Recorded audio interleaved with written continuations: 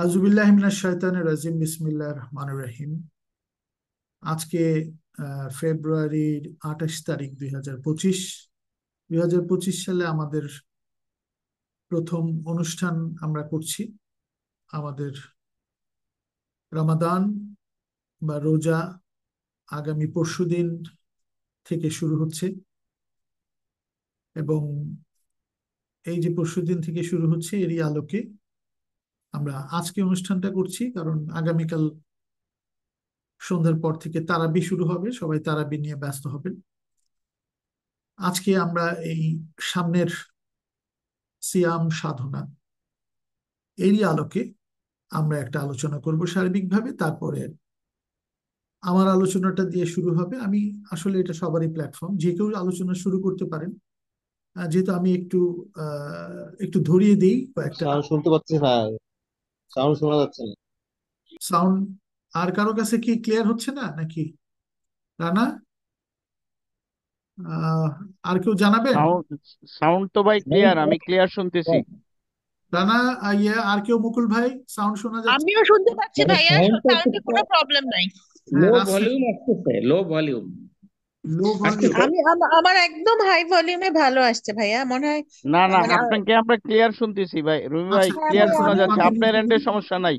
আচ্ছা, তাহলে আপনাদের এন্ডে যাদের সমস্যা আছে একটু হেডফোন ইউজ করতে পারেন যদি শুনতে অসুবিধা হয়, এই আর কি। তো আমি আবার কন্টিনিউ করি যে আমরা এই আলোকে যে আজকের অনুষ্ঠানটা শুরু করছি, এবং আমরা কিছুটা আলোচনা করব, এবং আমরা যদি আপনারা চান রোজার মধ্যে আমরা কন্টিনিউ করতে পারি, দিনের বেলায় বা বিকালের দিকে বা রাত তারাবির পরে 20 মিনিট হলেও কন্টিনিউ করতে পারবো, অসুবিধা নেই। তো আমি আজকে শুরু করছি, বিসমিল্লাহির রহমানির রহিম।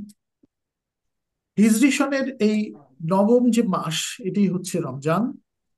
রমজান এসেছে আসলে এমন একটা শব্দ থেকে, এটা একটু বুঝে রাখেন, রমজ শব্দ থেকে, যার অর্থ হচ্ছে জ্বালিয়ে পুড়িয়ে কোনো কিছুকে একেবারে ছাই করে দেওয়া, ভস্ম করে দেওয়া। এখন সবারই প্রশ্ন আসবে, এটার মানে কি? এটার মানে হলো সত্যিকার অর্থে অন্যায়, অসুন্দর আর ধ্বংসের বিরুদ্ধতায় নষ্ট, ভ্রষ্ট যা কিছু অন্যায় আছে সবকিছুকে ছাই করে ফেলাটাই আসলে রমজ শব্দের অর্থ। এটার থেকে রমজান এসছে। আগুন যেমন এই যে স্বর্ণকে জ্বালিয়ে পুড়িয়ে খাঁটি করে তোলে, এরকম একটা মানুষকেও এই রমজান যেন একটা খাঁটি বান্দায় পরিণত করে, এই প্র্যাকটিসটা করার জন্য আল্লাহ এটা দিয়েছে। রমজ শব্দটার মানেটা আমরা বুঝলাম। ন্যায়, শান্তি, কল্যাণ আর সুন্দরকে সার্বিক অর্থে নফসকে জাগ্রত করা এর মূল লক্ষ্য, যেটা এই মাসের চর্চা হবে এবং সারা বছর ব্যাপী মানুষ এটা কন্টিনিউ করবে, জীবনে তার প্রতিফলন ঘটাবে, এবং একই সাথে অন্য জীবনকে আলোকিত করে তোলা এই রমজানের শিক্ষা। বাট সবকিছু হবে আল্লাহর বিধানের আলোকে, কোরআনের আলোকে।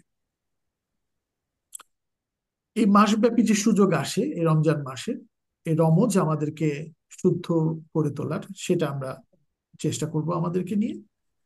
আর সওম শব্দটা আরবি, এখানে আসছে আসল কথাটা। এটাকে আসলে সিয়াম সাধনার মাস বলি, আসলে সিয়াম এবং সওম শব্দটাই আসল। রোজা শব্দটা এসেছে আমাদের এখানকার কয়েকটা দেশে, এটা ব্যবহার করা হয়, ফার্সিতে ব্যবহার করা হয়, উর্দুতে, হিন্দিতে ও বাংলায় এই সওমকে রোজা বলা হয়। সওম মানেটা কি? এর অর্থ হলো বিরত থাকা। ওই যে একটু আগে রমজ শব্দটা বুঝালাম, যে জ্বালিয়ে পুড়িয়ে একেবারে ভস্ম করে নিজেকে একেবারে খাঁটি সোনার মতো তৈরি করে ফেলা, সেরকম সওম হলো বিরত থাকা। যেই কাজগুলো করলে আমরা এই খাত থাকবে আমাদের মধ্যে, খারাপ জিনিস থাকবে, সেগুলির থেকে বিরত থাকা, ওই কাজগুলো হচ্ছে বিরত থাকার কাজগুলো। কোথায় দেওয়া আছে, আমি কোথা থেকে জানবো? ওই বিধান, আল্লাহ তুমি ওজনে কম দিও না, সূরা মুতাফফিফিন 1 থেকে 6 নম্বর আয়াত, 83 নম্বর সূরা। আচ্ছা, সূরা রহমানে বলছে দাড়ি পাল্লায় 9 নম্বর আয়াতে কোন রকম ভুল করো না, ওজনে কম দিও না, মানুষকে ঠকিও না। But what is happening today? এই যে রমজান আসার আগেই ব্যবসায়ীরা শুরু করছে, যেটা আমাদের আলোচনায় আসলো, দাম বাড়িয়ে একেবারে গুদামজাত করে, তেল পাওয়া যায় না, গুদামজাত সবকিছু। এ ঠিক উল্টাটা কেন হচ্ছে? আমরা বিধানটাকে ফলো করতে পারছি না। ওই যে মুতাফিফিন বললাম, এরকম অনেক আছে, ন্যায় বিচার করো, বিচারে ভুল করো না। এই এই এই ব্যাপারগুলো আমরা যখন বুঝতে পারবো, এটা বুঝতে হবে কোথা থেকে বুঝতে হবে। বাপ্পি ভাই, আপনার কথা শোনা যায়, একটু মিউট করেন। সরি।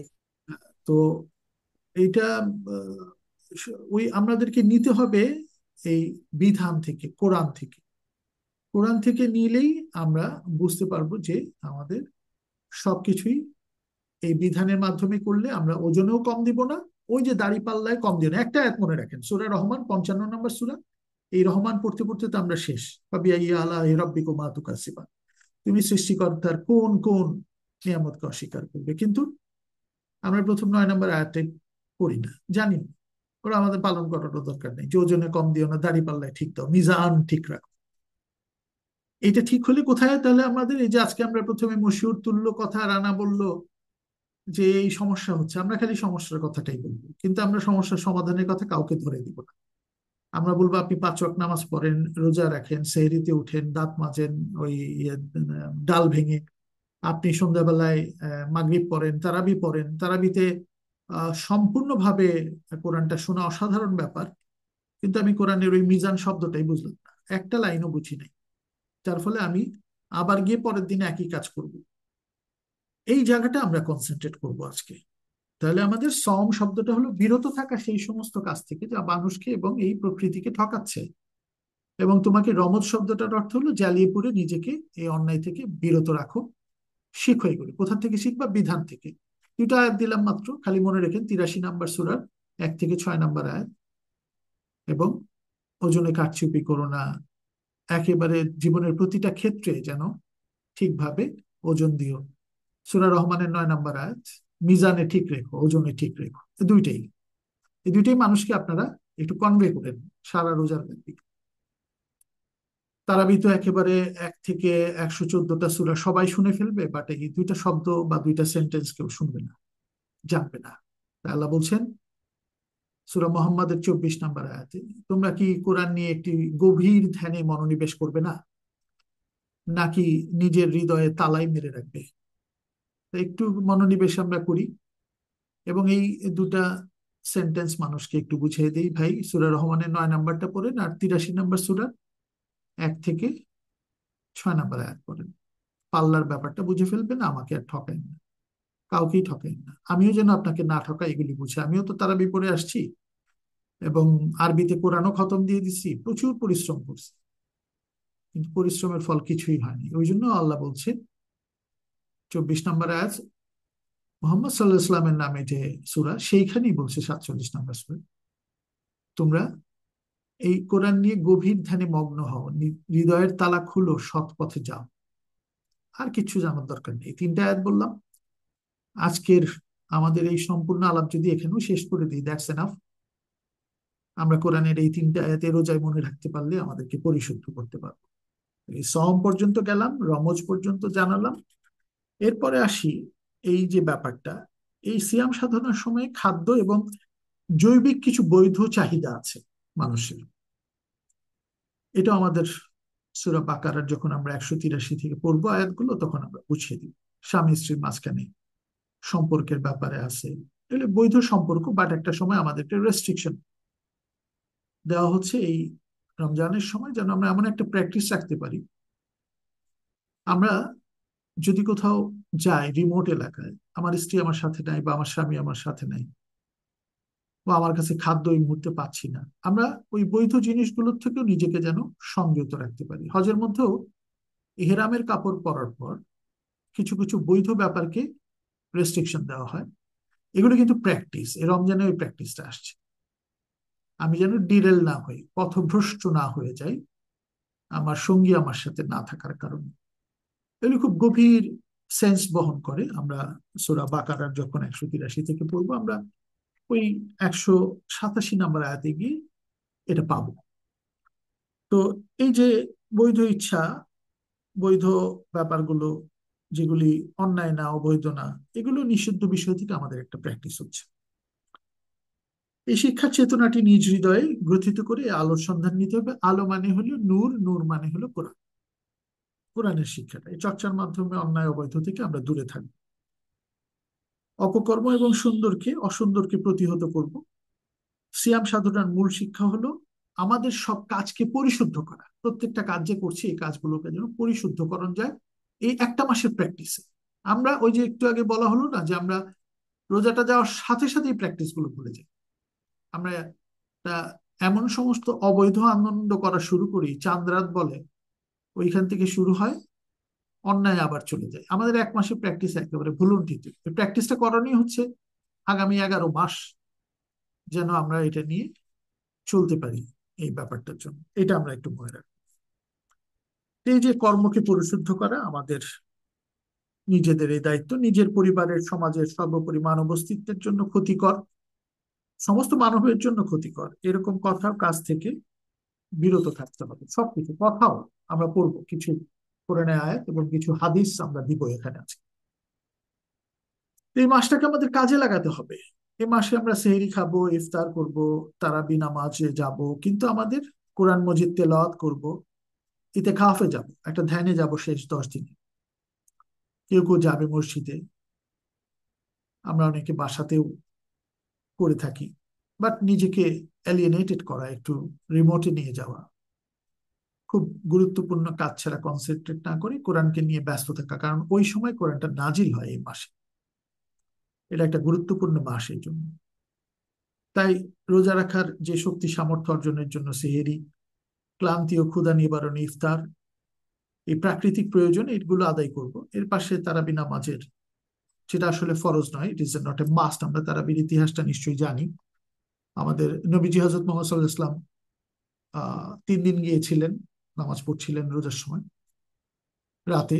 তখন সবাই 4 দিনের দিন ভাবলেন, আরে উনি তো আসছেন, আমরা সবাই গিয়ে তার পিছনে নামাজ পড়ি। ওই দিন উনি জানার পর আর জান নাই।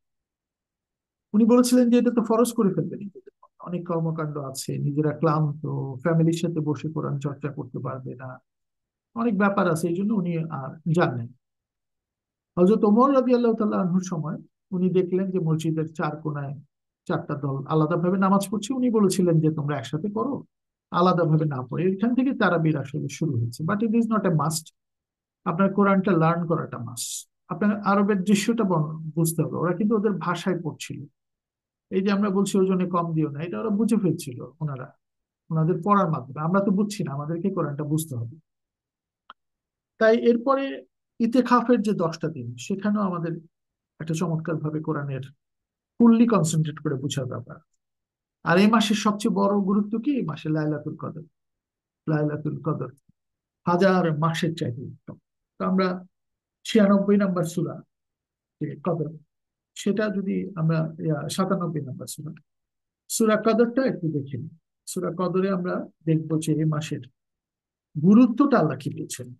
এই মাসে প্রথম কি হলো, নাজিল হলো, প্রথম শব্দটা কি আমরা তো জানি নিশ্চয়ই, পড়ো, ইকরা। সেটা সূরা আলাক 96 নম্বর সূরা। কি বলছেন আল্লাহ? পড়ো, মানে জ্ঞান অর্জন করো, জানো। এটা আমাদের ছেলে মেয়েদের কাছে আমাদের কনভে করতে হবে। তোমার সৃষ্টিকর্তা প্রভুর নামে, এই যিনি সবকিছু আসলে জানেন, যার থেকে সমস্ত জ্ঞান, যিনি মানুষকে সৃষ্টি করেছেন এই জমাট বদ্ধ একটা রক্ত থেকে। এই জমাট শুধু রক্তের সাথে বন্ধ না, মানে যে রক্ত আমাদেরকে ভুল পথে চালাচ্ছে, সেই জমাট থেকে আমাদেরকে বিযুক্ত করে এই নতুন কিছু জানতে হবে। আল্লাহ দেওয়া এই বিধানটা নতুন। নতুন মানে কোরআন হিসেবে আমাদের কাছে নতুন, কিন্তু জীবনের সৃষ্টির প্রথম থেকেই এই বিধানটাই কন্টিনিউ করে আসছে। অতীতের গুলি ডিস্ট্রাক্টেড হয়েছে, চেঞ্জ হয়েছে বলে এখন কোরআন কম্প্যাক্ট আকারে আছে। তো পড়ো, জানো জীবনের সব গুরুত্বপূর্ণ বিষয়। তিনি মানুষকে জ্ঞান দিয়েছেন কলমের, আর মানুষকে শিখিয়েছেন সে জানতো না, কলমের সাহায্যে তোমরা জানো, এবং শিখিয়েছেন যা জানো না তা শিখাচ্ছেন, এগুলি জানো। কি চমৎকার প্রথম সূরা, 5টা আয়াত এ মাসে প্রথম যখন নাজিল হয়। এবং এই মাসের গুরুত্ব আল্লাহ তাআলা বলছেন, নিশ্চয়ই আমি কোরআন নাজিল করেছি কদরের রাতে, যেখানে আসলে নবীজির কাছে আসছেন। পুরোটাই আসলে নবীজি, আমরা যে চিপ সেট করি না, একটা চিপের মধ্যে সবকিছু থাকে। 23 বছরে আমরা যখন টাইম এবং স্পেস নিয়ে কাজ করব, আমরা পরে এটা বুঝাবো, তখন দেখা যাবে যে ওনার মধ্যে ইনজেক্টেড আছে, ওনার ভিতরে মাথায় এটা ইনজেক্টেড ছিল।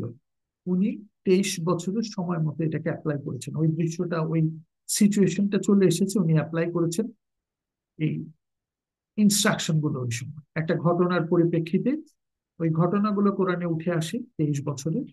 আমরা এটা থেকে এসেন্স বা নির্যাসটা নিব, যে নির্যাসটার মাধ্যমে আমাদের জীবনের নীতিবোধ গুলো ঠিক করব। এটা খুব গুরুত্বপূর্ণ বিষয়। তাই আল্লাহ বলছেন নাজিল করেছি কদরের রাতে।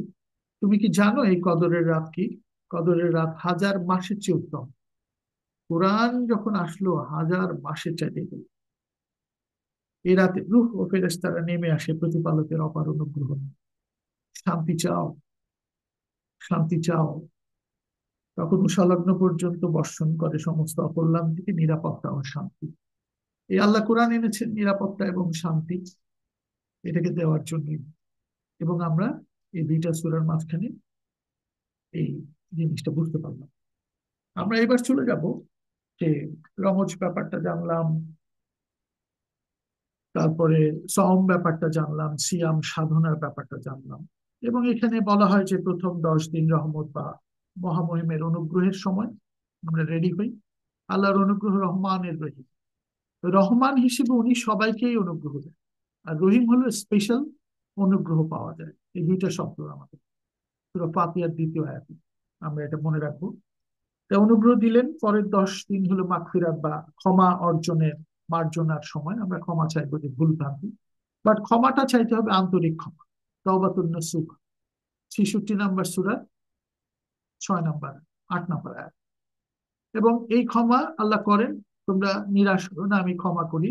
39 নম্বর সূরা 53 নম্বর আয়াতে আল্লাহ বলছেন আমাদের যেন রিপিটেশন না করি ভুলের। ক্ষমা চাইলাম, আবার ভুল করলাম, আবার ক্ষমা চাইলাম, এইটা না। আল্লাহ বলছেন 8 নম্বর সূরা আনফালের 38 নম্বর আয়াতে তোমরা এই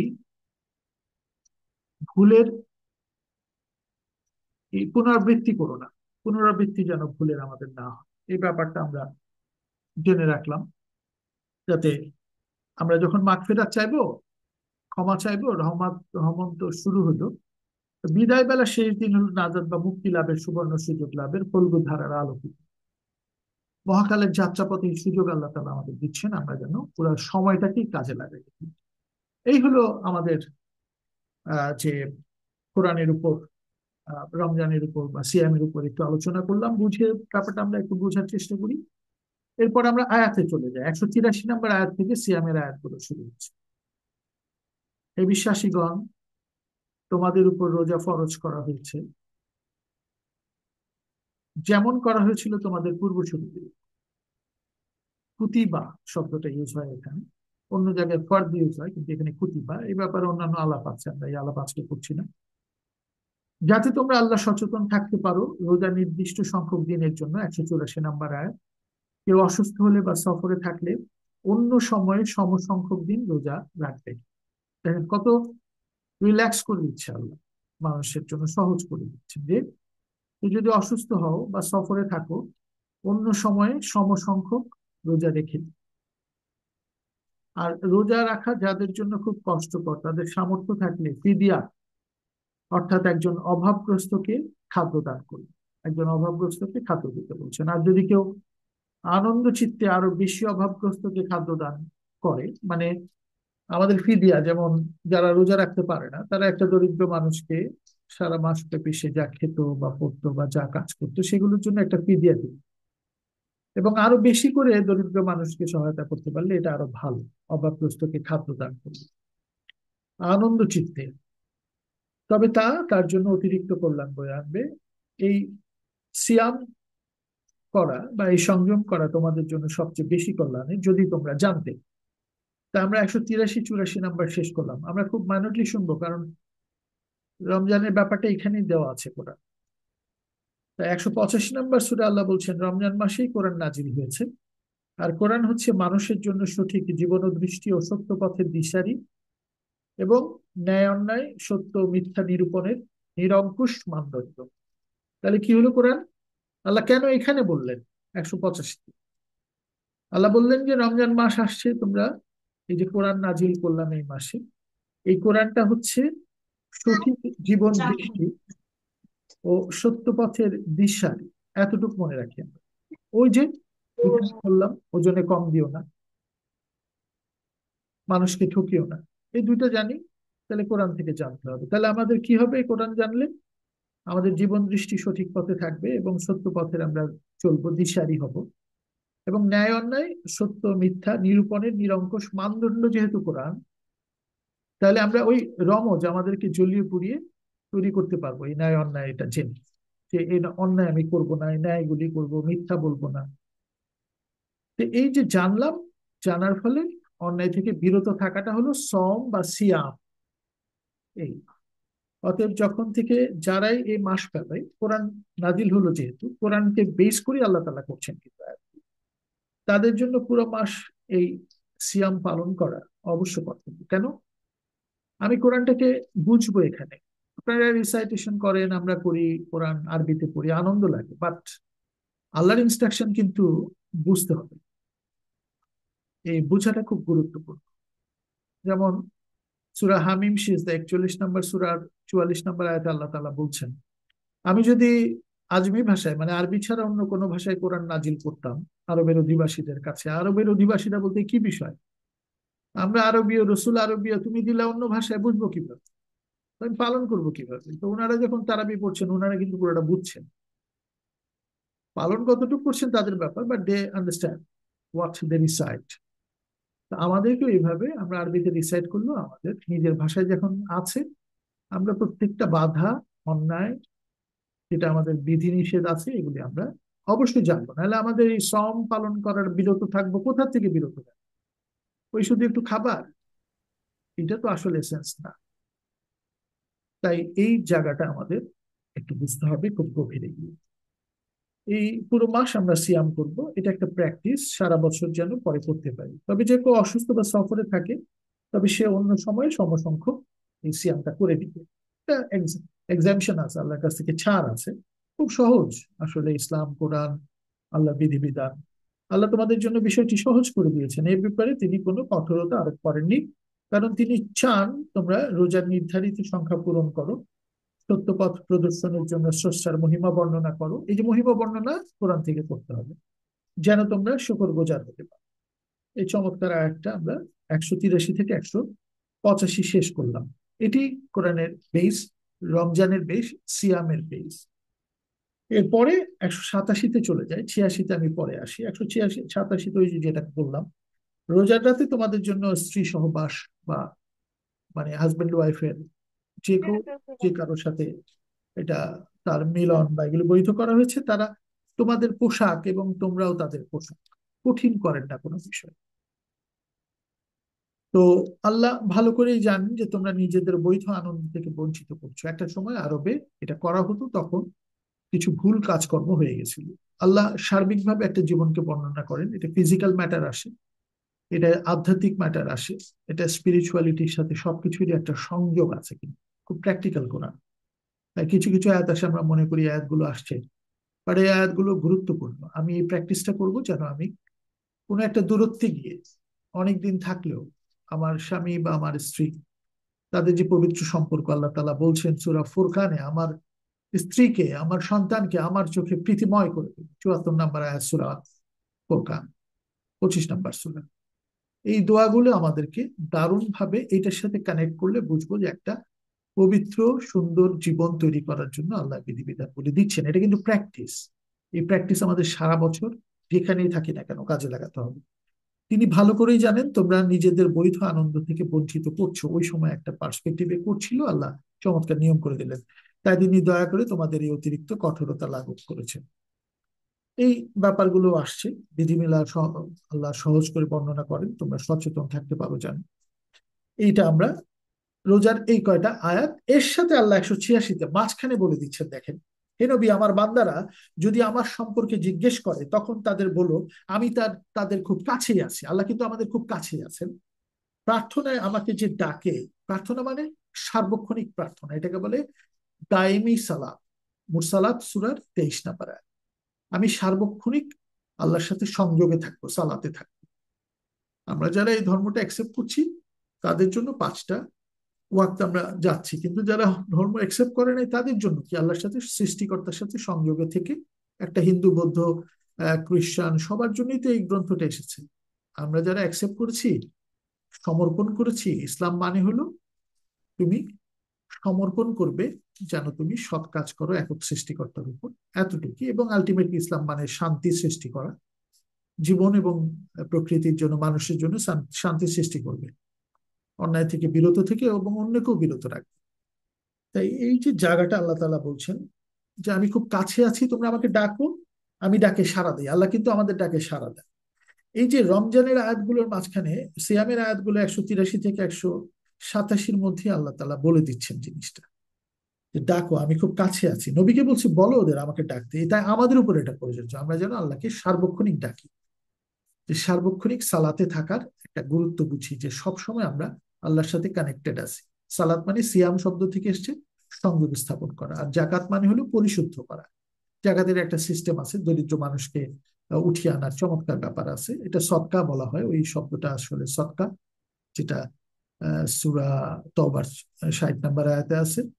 তো এই যে জায়গাগুলো তুমি দান করবে, কি দান করবে? তোমার প্রয়োজনের অতিরিক্ত, সূরা বাকারার ওই 219 নম্বর আয়াতে আছে।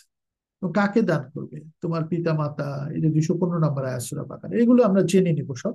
তাই আমাকে বিশ্বাস করা, আমার ডাকে সাড়া দেয়া, আমার দেয়া ধর্মবিধান অনুসরণ করা তাদের কর্তব্য। প্রত্যেকটা মানুষের কর্তব্য হলো আমার ডাকে যেন সাড়া দেয়, আমি যে ভালো কাজ করতে বলছি এই সিয়ামেও তুই প্র্যাকটিসটা করতে বলছি, এবং আমাকে বিশ্বাস করে যে আমি আছি, একদিন বিচার হবে, এবং আমার ডাকে সাড়া দিল, আমার দেয়া ধর্মবিধান অনুসরণ করবে, তাদের কর্তব্য। ধর্মবিধান কি?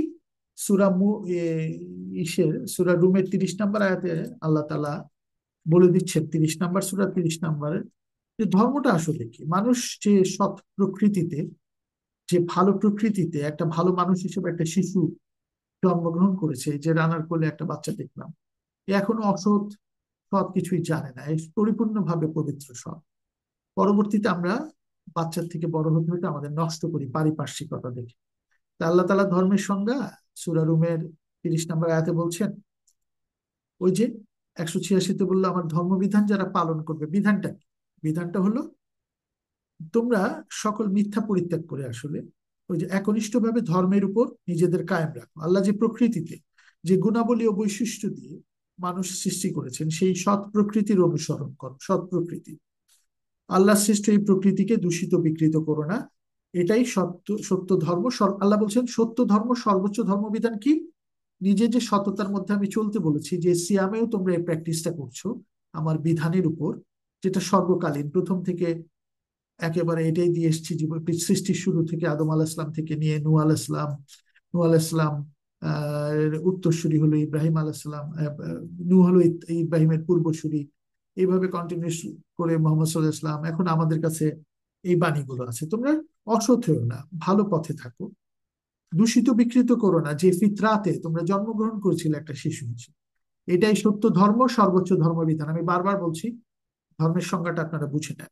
আল্লাহর সৃষ্ট এই প্রকৃতিকে দূষিত বিকৃত করো না। কিন্তু অধিকাংশ মানুষই এই ধর্মের সংজ্ঞাটা জানে না, আল্লাহ বলে দিচ্ছেন 30 নম্বর সূরা।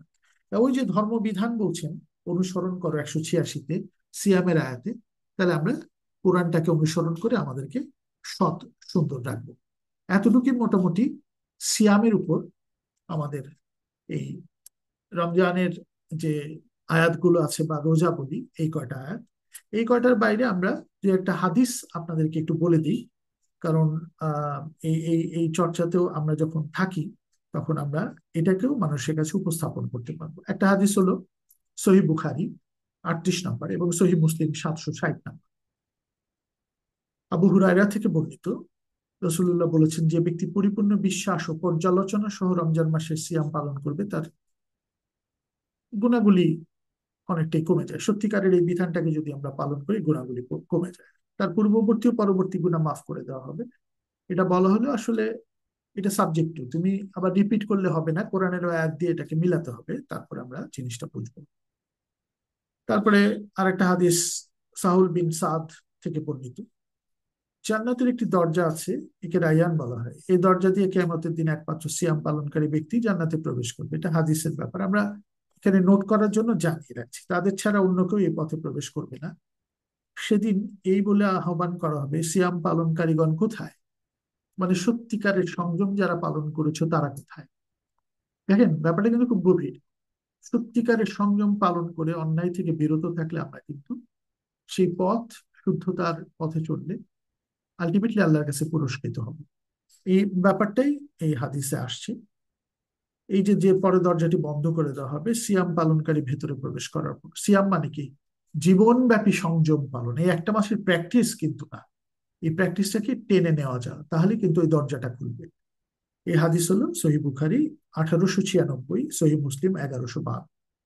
আর একটা হাদিস বলি, আমরা নোট রাখার জন্য 5টা হাদিস এখানে বলে দিচ্ছি, ভবিষ্যতে যারা এই ভিডিওটা শুনবেন এগুলিও জেনে নিতে পারবেন। কোরআনের আয়াত বললাম 183 থেকে, এবং এইখানে আমরা বলছি 5টা হাদিস। 3 নম্বর আয়াত হযরত আবু হুরাইরা হতে বর্ণিত। তিনি বলেন যে সিয়াম ঢাল স্বরূপ, তোমাদের কেউ কোনোদিন সিয়াম পালন করলে তার মুখ থেকে যেন অশ্লীল কথা বের না হয়। এটা সারা জীবনের জন্য সংযম। অশ্লীল কথা, গীবত করব না, অন্যায় ভাবে কারো বিরুদ্ধে কথা বলবো না, পিছনে কথা বলবো না, আমি যা জানি না। ওই যে সূরা হুজুরাত 49 নম্বর সূরার 11-12 নম্বর আয়াত, এগুলো খুব গুরুত্বপূর্ণ। এই হাদিসগুলো আসলে কোরআন থেকে নির্যাস নিয়ে করা, এবং এগুলো আমাদের মেনে চলার ব্যাপারে ওই কোরআনকে কানেক্ট করলে আমরা একটা ক্লিয়ার পেলাম। তার মুখ থেকে অশ্লীল কথা যেন বের না হয়। তুমি মন্দ কথা বলো না, গীবত করো না, আল্লাহ তাআলা কোরআনে বলে দিয়েছেন। ওদেরকে গালি দিও না, ওরা তোমাকে আরো, সূরা আনামে বলছেন যে আরো দ্বিগুণ গালি দিবে তোমার সৃষ্টিকর্তা। এই সংযম, আমি মানুষকে সুন্দরের পথে চলবার সমস্ত শিক্ষা দিয়েছি, এগুলো আমরা শিখবো। কেউ যদি তাকে গালমন্দ করে অথবা ঝগড়ায় পরিচিত করতে চায়, সে যেন বলে আমি সিয়াম পালন করেছি। আমরা ছোট থেকে বলতাম আমি রোজা আছি, যে আমি সিয়াম পালন করছি, আমি ঝগড়া বিবাদ কিচ্ছু করবো না তোমার সাথে, গীবত তো করবোই না, অন্যায়ভাবে কিছু বলবো না, অশ্লীল কথা বলবো না, কোনোদিনই বলবো না, শুধু এই রোজার সময় না, আমি সিয়াম পালন করি। কথাটা কিন্তু মনে রেখেন, জীবনের সমস্ত পর্যায়ে। এবার আরেকটা হাদিস বলি, সেই হাদিসটা হলো হযরত আবু হুরায়রা থেকে বর্ণিত। তিনি বলছেন রাসূলুল্লাহ সাল্লাল্লাহু আলাইহি ওয়াসাল্লাম, আল্লাহ তাআলা বলেছেন সিয়াম ব্যতীত আদম সন্তানের প্রতিটি কাজই তার নিজের জন্য। মানে এই সংযম ছাড়া অন্যান্য কাজ কি করি আমরা, ভুল কাজগুলো করে ফেলি তার নিজের জন্য। মানে কোনো একটা আনন্দ পাচ্ছি, ফুর্তি পাচ্ছি, ওটা করে ফেলছি। সংযম পালন করাটা হলো আল্লাহর আদেশ। তাই সিয়াম আমার জন্য, আল্লাহ তাআলা বলছেন, এবং আমি এর প্রতিদান দেব সিয়াম ঢাল স্বরূপ। তোমাদের কেউ যেন সিয়াম পালনের দিন অশ্লীলতায় লিপ্ত না হয়। এটা আয়াম, সময়কাল। দিন মানে এই যে আমরা যে জীবন বিধান পালন করছি, এর মাধ্যমে অশ্লীলতায় যেন আমরা চলে না যাই, বিধানে স্টিক থাকি, ঝগড়া বিবাদ যেন না করে। যদি কেউ তাকে গালি দেয় অথবা তার সঙ্গে ঝগড়া করে, তাহলে সে যেন বলে আমি সিয়াম পালন করি।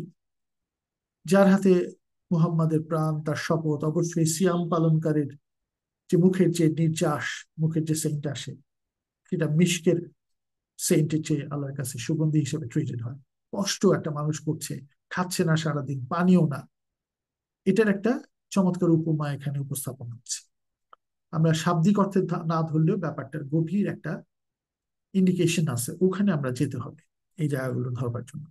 যখন যে ইফতার করে সে খুশি হয়, ইফতারের মানে দুটা খুশি সিয়াম পালনকারীর জন্য। ইফতারের সময় সে খেতে পারছে, বুঝতে পারছে যে দরিদ্র মানুষ কি কষ্টটা না করেছে। আমাদের যে ইফতার করি ওটা না, বিরাট আয়োজন, এইটা কিনবো ওইটা কিনবো, ওইটা না। আমাদেরকে আসলে সংযমী ইফতারের সময়টাতেও পালন করতে হবে, খাদ্যও পালন করতে হবে, বস্ত্রে পালন করতে হবে, জীবনের প্রত্যেকটা স্টেপে পালন করতে হবে। ওইটাই বলছেন। সিয়াম পালন করার জন্য দুটি খুশি তাকে খুশি করে, যখন সে ইফতার করে সে খুশি হয়, এবং যখন সে তার প্রতিপালকের সাথে সাক্ষাৎ করবে, এবং তখন সাওমের বিনিময়ে আনন্দিত হবে। এই সাওম মানে যে সংযম তুমি পৃথিবীতে পালন করেছিলে, তার বিনিময়ে তুমি আনন্দিত হবে, সাক্ষাৎ করবে। কত বড় জিনিস! দরিদ্র মানুষের এই কষ্ট শুধু না, আমি সারাদিন সিয়াম করে আল্লাহর নামে একটু খাদ্য পেয়েছি, আল্লাহর রিজিক। আল্লাহ বহু আয়াতে বলেন আমি যদি খাদ্য না দেই তুমি কোথায় পাবে, পানি না দেই কোথায় পাবে। এই যে জায়গাগুলো আমরা বুঝলাম, এই যে আল্লাহর কাছে সাক্ষাৎ করবে, এই যে সালাতে মিলিত হচ্ছে, সালাত মানে আল্লাহর সাথে সংযোগ স্থাপন করে যেদিন সাক্ষাৎ হবে, বিচার হবে, সেদিন আমরা সিয়াম ঠিক মতো করেছিলাম কিনা, এই রোজাগুলো না, এটা তো একটা প্র্যাকটিস মাত্র। এই সিয়াম একটা মাস, সার্বজনীন ভাবে সারা বছরের জন্য আমরা সিয়াম পালন করলাম কিনা, জীবনভর করেছি কিনা সংযম পালন, এটা আল্লাহ দেখে আল্লাহ আনন্দিত, বিনিময়ে আমরা আনন্দিত হবে। তখন আল্লাহ বলছেন এই হাদিসে, নবী সাল্লাল্লাহু আলাইহি ওয়াসাল্লাম সহিহ বুখারী 1904 নম্বর হাদিস, আর সহিহ মুসলিম 1151 হাদিস বললাম। এবারে শেষ হাদিসটা বলি।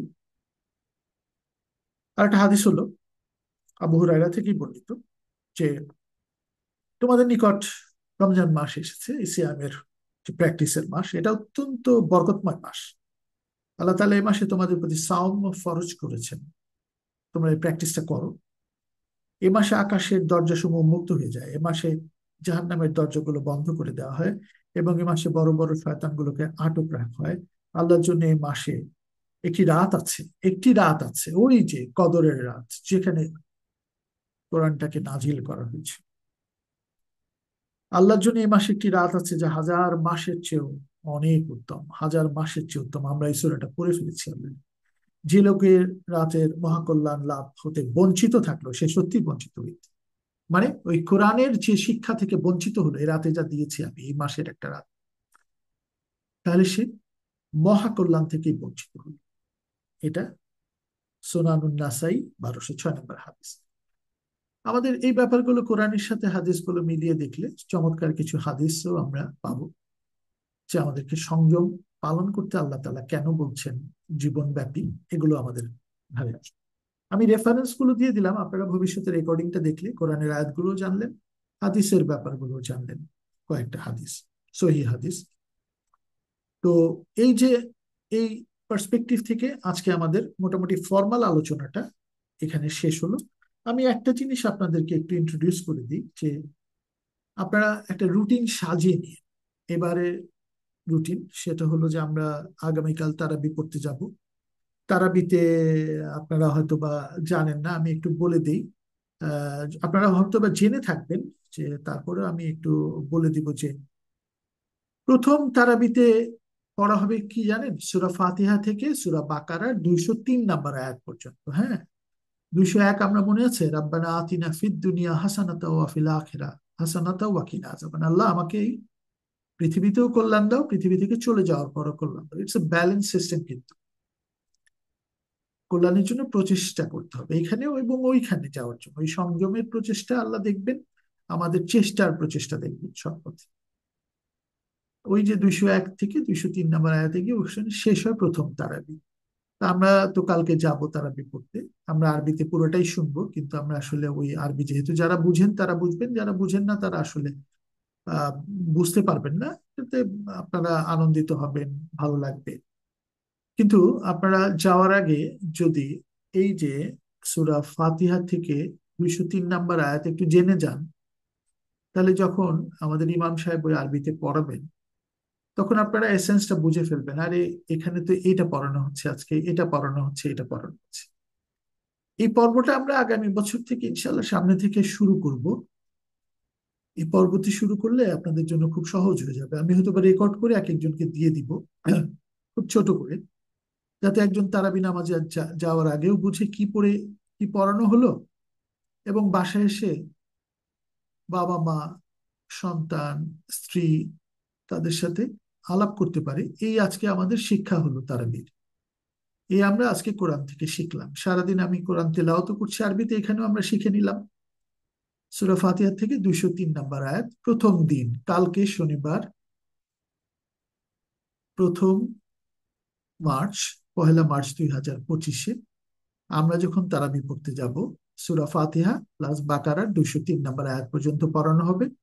আমরা এই এসেন্সটা একটু নিয়ে যদি যাই, আমাদের জন্য খুবই উপকার হবে। আমি পারলে প্রতিদিনই আপনাদের সাথে একটু বসে হাফ-এন-আওয়ারে বুঝিয়ে দিতে পারি, যাতে আপনারা তারাবিতে প্রায় 2-2.5 ঘন্টা কি পড়ানো হচ্ছে এটা জেনে নিতে পারেন।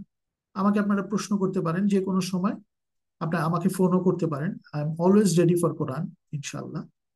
আমি অতটুকু এসেন্স আপনাদেরকে বুঝিয়ে দিব। আমি তারাবি পড়তে যাব, আমি তো ব্যস্ত, বিকাল পর্যন্ত আমার কাজ আছে। আমি যদি আপনাকে সন্ধ্যায় ফোন করি, আমি রেডি। আমি আপনাকে সকালে ফোন করব, আমি রেডি। রাতে ফোন করব, আমি রেডি। না, আমি একটা মানে অত জানি না, বাট আমার চেষ্টাটা আমি আপনাদের কাছে পৌঁছাতে পারবো। তাই আগামীকাল যারা তারাবি পড়তে যাবেন, তাদের জন্য আমি ছোট্ট করে একটু 203 নম্বর আয়াত পর্যন্ত একটু বলে দিচ্ছি, তাহলে আপনারা একটু আনন্দ পাবেন কালকে। কালকে যখন আপনারা কোরআনটা শুরু করবেন তেলাওয়াত, বা পরশু দিন থেকে চেষ্টা করেন যেন কোরআনটা আমরা নিজেরাও একটু এইভাবে বুঝে পড়ি। আল্লাহ তাআলা বলেছেন, তোমাদের হৃদয়ে তালা মেরে রেখো না, কোরআন নিয়ে গভীর ধ্যানে মগ্ন হও। সূরা মুহাম্মদ, নবীজি হযরত মুহাম্মদ মুস্তাফা সাল্লাল্লাহু আলাইহি সাল্লামের নামে 47 নম্বর সূরার 24 নম্বর আয়াত, একটাই মনে রাখেন। আমি আজকে 4টা আয়াত মনে রাখার কথা বলেছিলাম, আমার এই রেকর্ডিং এ আছে। ওজনে কম দিও না, নালে 2টা মনে রাখেন। রহমান, সূরা রহমানের সেই 9 নম্বর আয়াত, 83 নম্বর সূরার 1 থেকে 6। আর এটা মনে রাখেন, হৃদয়ের তালা খোলো, একটু গভীর ধ্যানে কোরআন নিয়ে মগ্ন হন, তাহলে আমাদের ক্লিয়ার হয়ে যাবে। আমি এখন পর্যন্ত যা বলেছি একটু রিভিজিট করেন, রেকর্ডিং থাকবে, তাহলে ব্যাপারগুলো ক্লিয়ার হয়ে যাবে। আপনারা কোরআনের আয়াতও এইভাবে পড়েন। তো আজকে আমরা চলে যাব এখন, আমার এটা শেষ করে দিব, আর 10-12 মিনিটের মধ্যে এটা শেষ হয়ে যাবে, তারপরে আপনাদের প্রশ্ন। আমি তো একটু আপনাদেরকে সূরা বাকারা এবং সূরা ফাতিহা, সূরা ফাতিহাটা আসলে কি? সূরা ফাতিহা হলো যে একক একজন সর্বশক্তিমান আছেন, তার প্রশংসা। উনি রহমানের রহিম, আলহামদুলিল্লাহ রব্বিল আলামিন আর রহমান, জগৎসমূহ চালাচ্ছেন এত চমৎকার একটা অর্ডারলি ডিজাইনে, যার ফলে আমি নিয়ামত পাচ্ছি। আমি পৃথিবীর একটা ক্ষুদ্র জায়গায় থাকি, বড় এক গ্যালাক্সিতে আছে, ট্রিলিয়ন ট্রিলিয়ন গ্যালাক্সি আছে এখন বলা হচ্ছে, মানে ভাবাও যায় না। এই গ্যালাক্সির 20,000 কোটি নক্ষত্রের একটা নক্ষত্র সূর্য। এই সূর্যকেন্দ্রিক গ্রহগুলোর একটা, এই আমরা ছোট্ট পৃথিবী, এই পৃথিবীর একটা দেশের কোনায় পড়ে আছে। এত বৃহৎ মহাবিশ্ব যিনি চালাচ্ছেন, সমস্ত প্রশংসা তার। রহমান রহিম। আমাদেরকে কিন্তু যারা অন্যায় করছে তাদেরকেও আল্লাহ জীবিকা দিচ্ছেন, সবকিছু দিচ্ছেন, রহমান হিসেবে দিচ্ছেন। আর রহিম হিসেবে যারা এই সিয়াম পালন করে, সিয়াম তো সার্বিকভাবে জীবনের জন্য, অন্যায় থেকে সম করবে, বিরত থাকবে, রমজ করবে, রমজান পালন করবে, নিজেকে জ্বালিয়ে পুড়িয়ে ভস্ম করবে আগের অন্যায় থেকে যা করেছি সুযোগ, তাদেরকে আল্লাহ সেদিন কথা বলবেন, তাদের সাথে দেখা করবেন।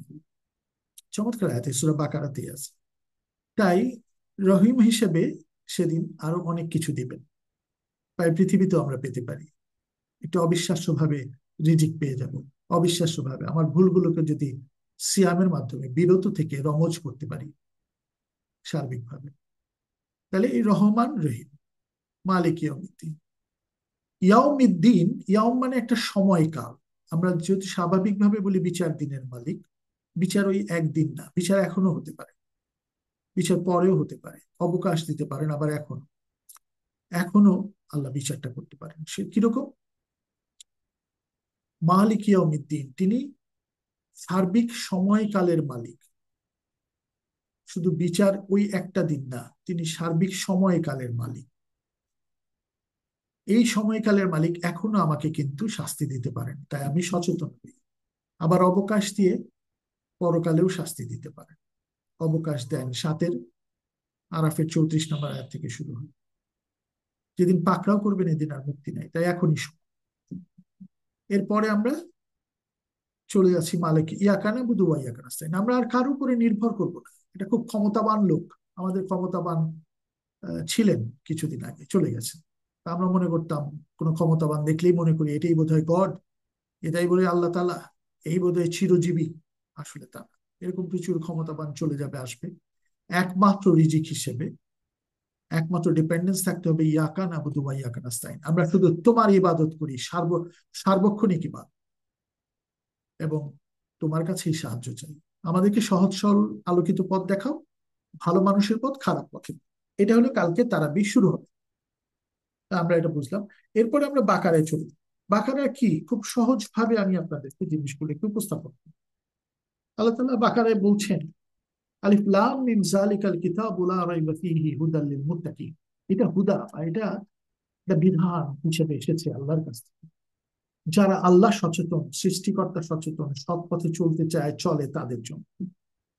আমরা কিন্তু তারাবিটা কালকে পড়বেন, হ্যাঁ, আজকে একটা তারাবির একটা প্র্যাকটিস শুরু করছি। কালকে তো শুধু আরবি শুনবেন, আজকে একটু একটু সামান্য একটু 10-12 মিনিট বুঝে নিলে আপনার আনন্দ হবে কালকে।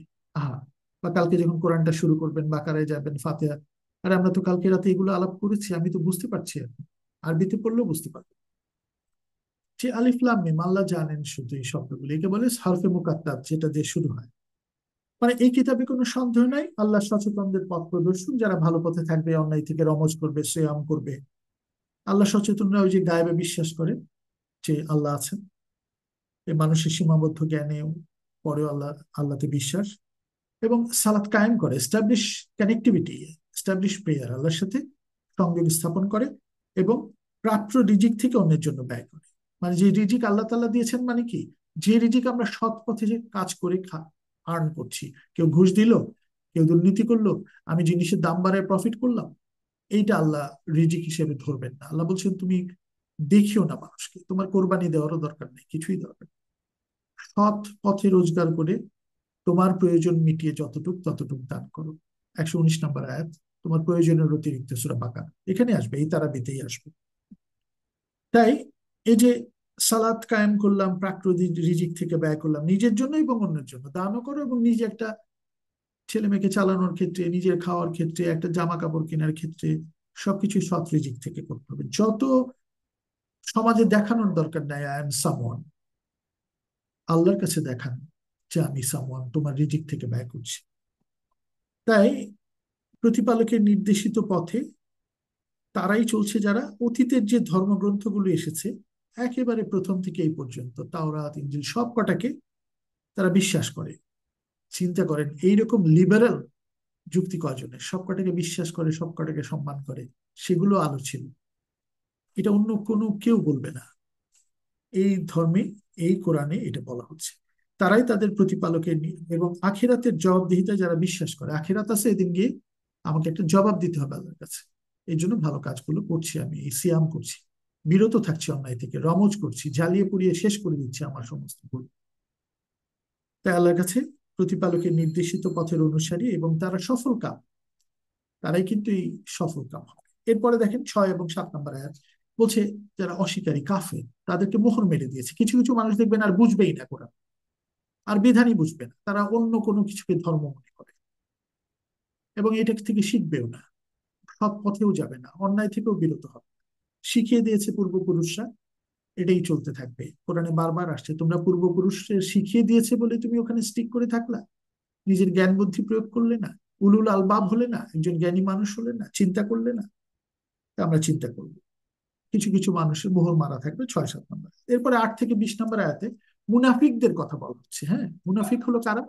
যারা আপনার সামনে এক কথা বলবে, পিছনে গিয়ে আর এক কথা বলবে, এবং এরাই অশান্তির সৃষ্টি করে। যদিও বলে আমরা তো অশান্তির সৃষ্টি করি না, ওরা করে, মিথ্যা বলে। একবার এই পক্ষে এসে এক কথা, ওই পক্ষে গেলে আমি আপনার সাথে আছি, ওই পক্ষে গেলে আমি আপনার সাথে আছি, এবং পৃথিবীতে মুনাফিকি করে। এই পার্সোনালিটি গড়ে তুলতে চাচ্ছেন আল্লাহ, যে মুনাফিকি থেকে বের হয়ে সৎ এবং সুন্দরের পথে পার্সোনালিটি গ্রো করো। 20 নম্বর আয়াতে আল্লাহ তাআলা বলছেন, আমি আলো দেই, আলো তারা নিতে পারে না। গেল 21 থেকে নাম্বার আয়াত, প্রতিপালকের ইবাদত করো, তোমার পূর্বসূরীদের সৃষ্টি করেছেন, তারা ভুল করলে সেখানে আলাক হয়ে থেকো না, জমাটবদ্ধ হয়ে থেকো না, তাহলেই তোমরা নিজেকে রক্ষা করতে পারবে। মানে যা শিখিয়ে দিয়েছে পূর্বপুরুষ তাই না, সেখান থেকে আমি ইবাদত করো এমন ভাবে যে ইবাদত তোমার সার্বক্ষণিক ইবাদত, দাইমি সালাত যেটাকে বলা হয় সূরা মাআরিজের 23।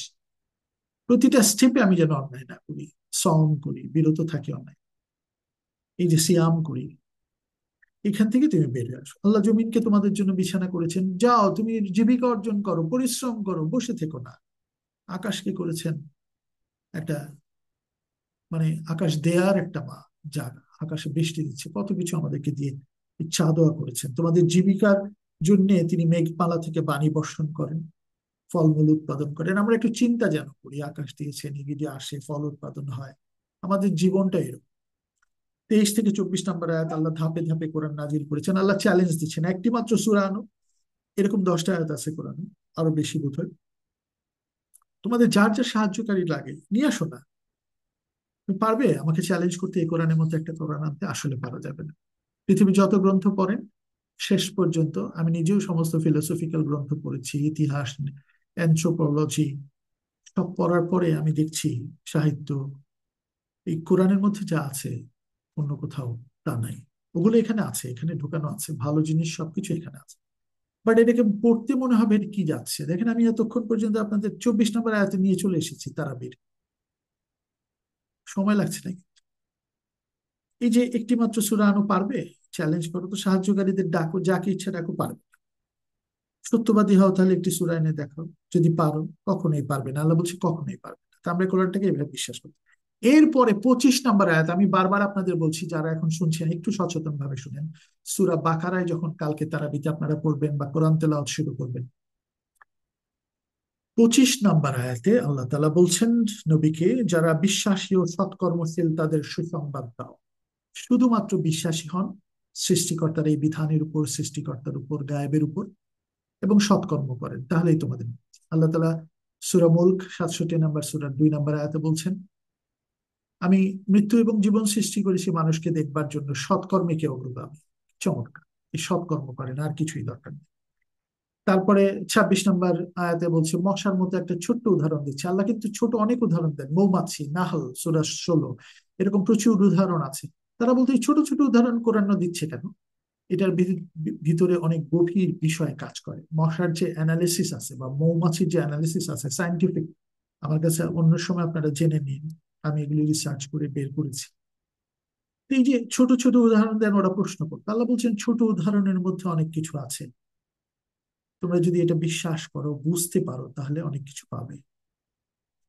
তাই আল্লাহ পথভ্রষ্ট হতে দেন না যারা সৎ এবং সুন্দরের পথে আছে। 27 নম্বর আয়াতে আল্লাহ তাআলা বলছেন, দুনিয়া অশান্তি ও বিশৃঙ্খলা সৃষ্টি করো না।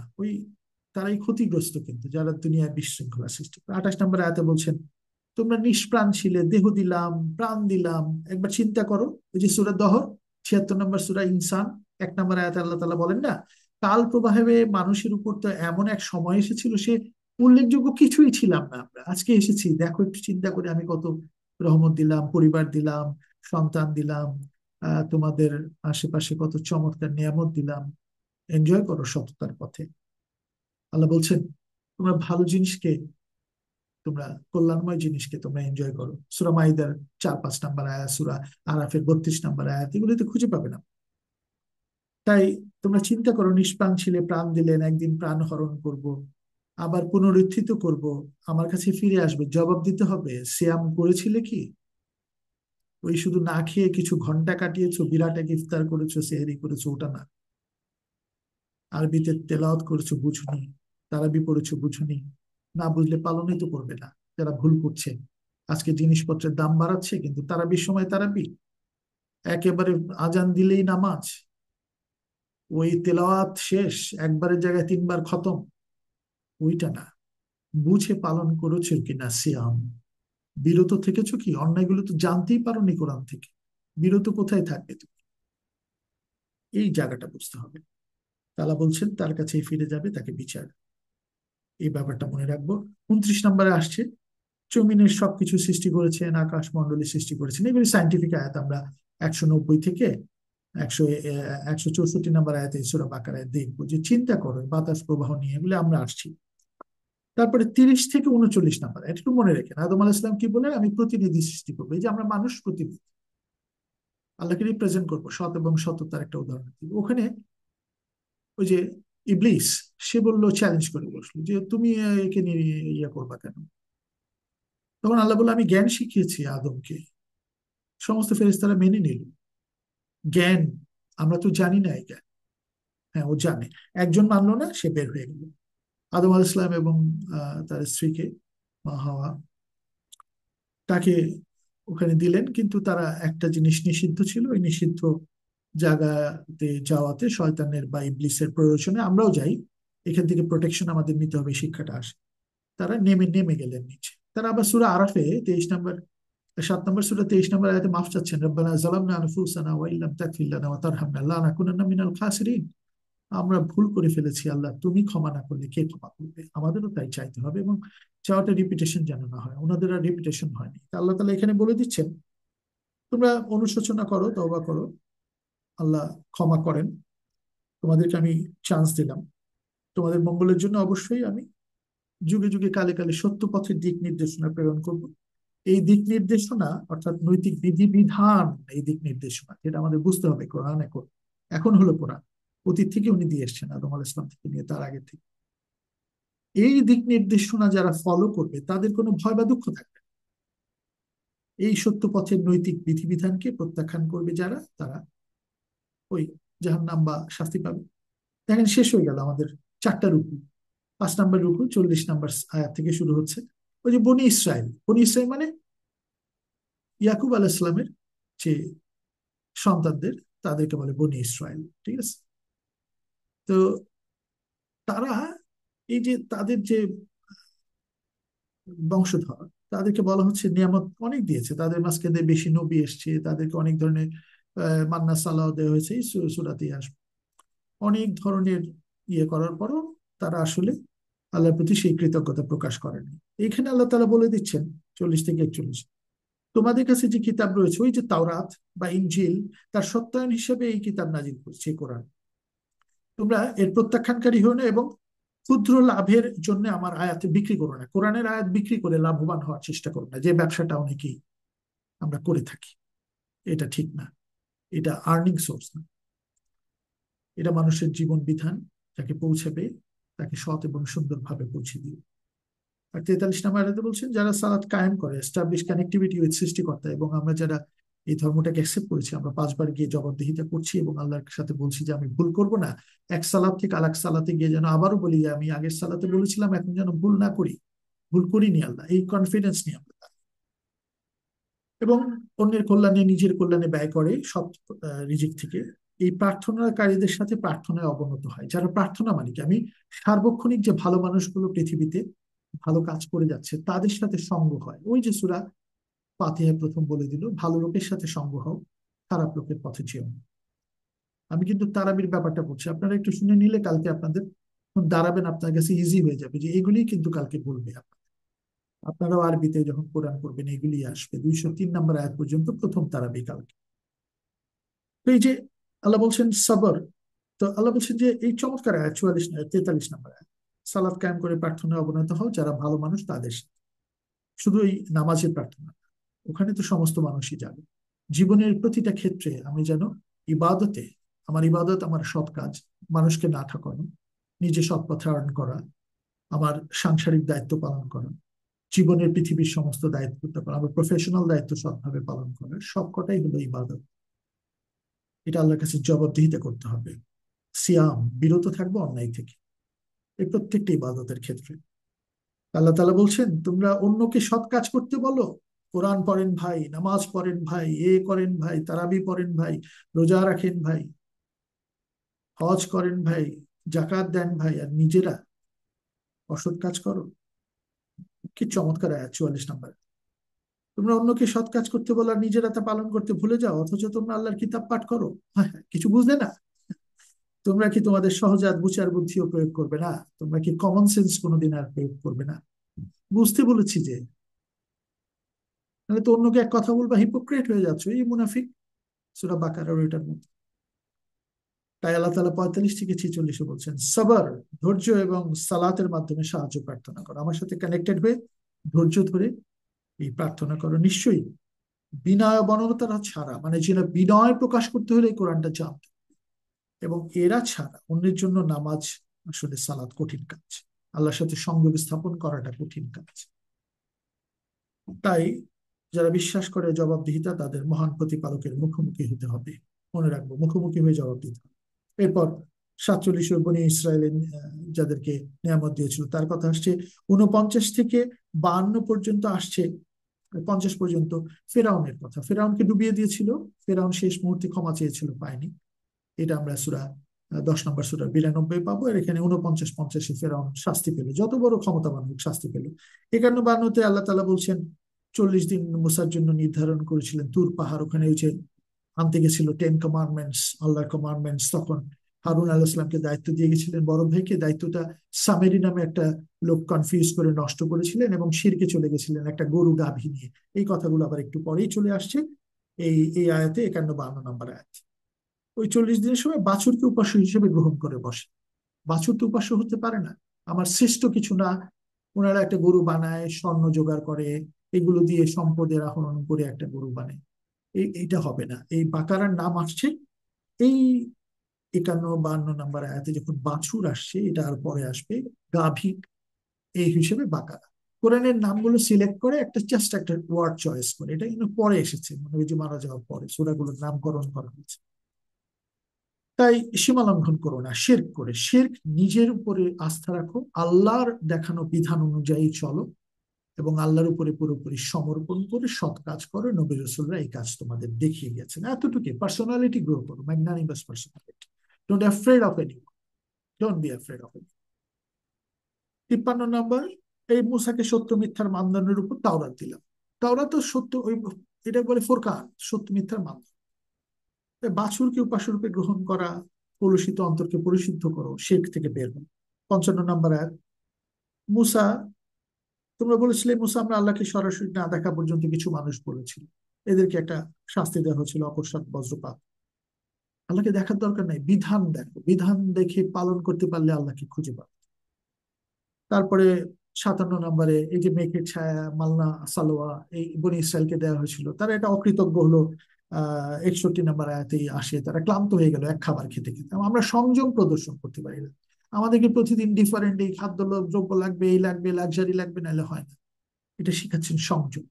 58 থেকে 59, একটা জায়গায় প্রবেশ করতে বলছেন, নতশিরে প্রবেশ করো। যখন তুমি কোনো জায়গায় যাবে, ভয় পেও না, বাট তুমি ওই শহরটাতে প্রবেশ করো, জানো তুমি একটা হাম্বল মানুষ হিসেবে প্রবেশ করো।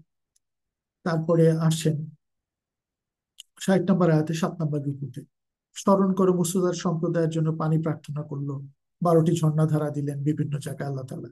61 নম্বরে, দিনের পর দিন একই খাবার খেয়ে ক্লান্ত, ওই যে বনী ইসরাইল, ওটা হবে না।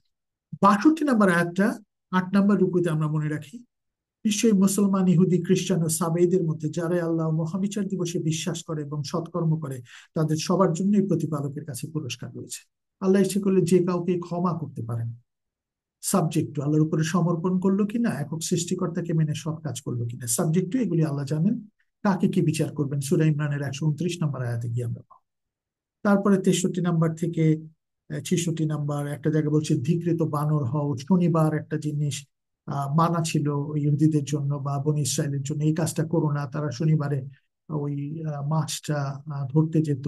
একটা কিছু কিছু ছোটখাটো ব্যাপার বলে না, আমি খুব ছোট উদাহরণ দিয়ে কোরআনকে প্রকাশ করছি।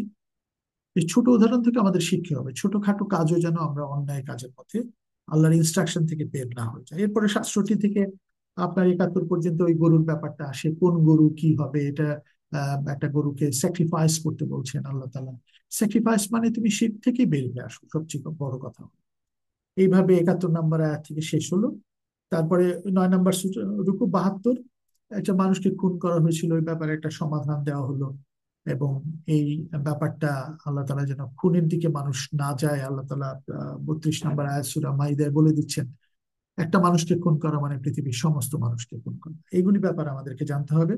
তারপরে 74 নম্বরে একটা পাথরের ব্যাপার বলা হয়। আমরা যখন সৌদি আরবে যাবো, দেখবো যে পাথর এইভাবে, পাথরগুলো মাঝখানে, মদিনা থেকে, মক্কা থেকে মদিনায় যাচ্ছি, এত রুক্ষ লাগছে, কিন্তু ওর মধ্যেও পানি আছে। আল্লাহ তাআলা বলছেন পাথর থেকে তো ঝর্ণা বা নালা প্রবাহিত হয়, এটা আল্লাহর নিয়ামত, কিন্তু অনেক বড় বড় ব্যাপার আছে।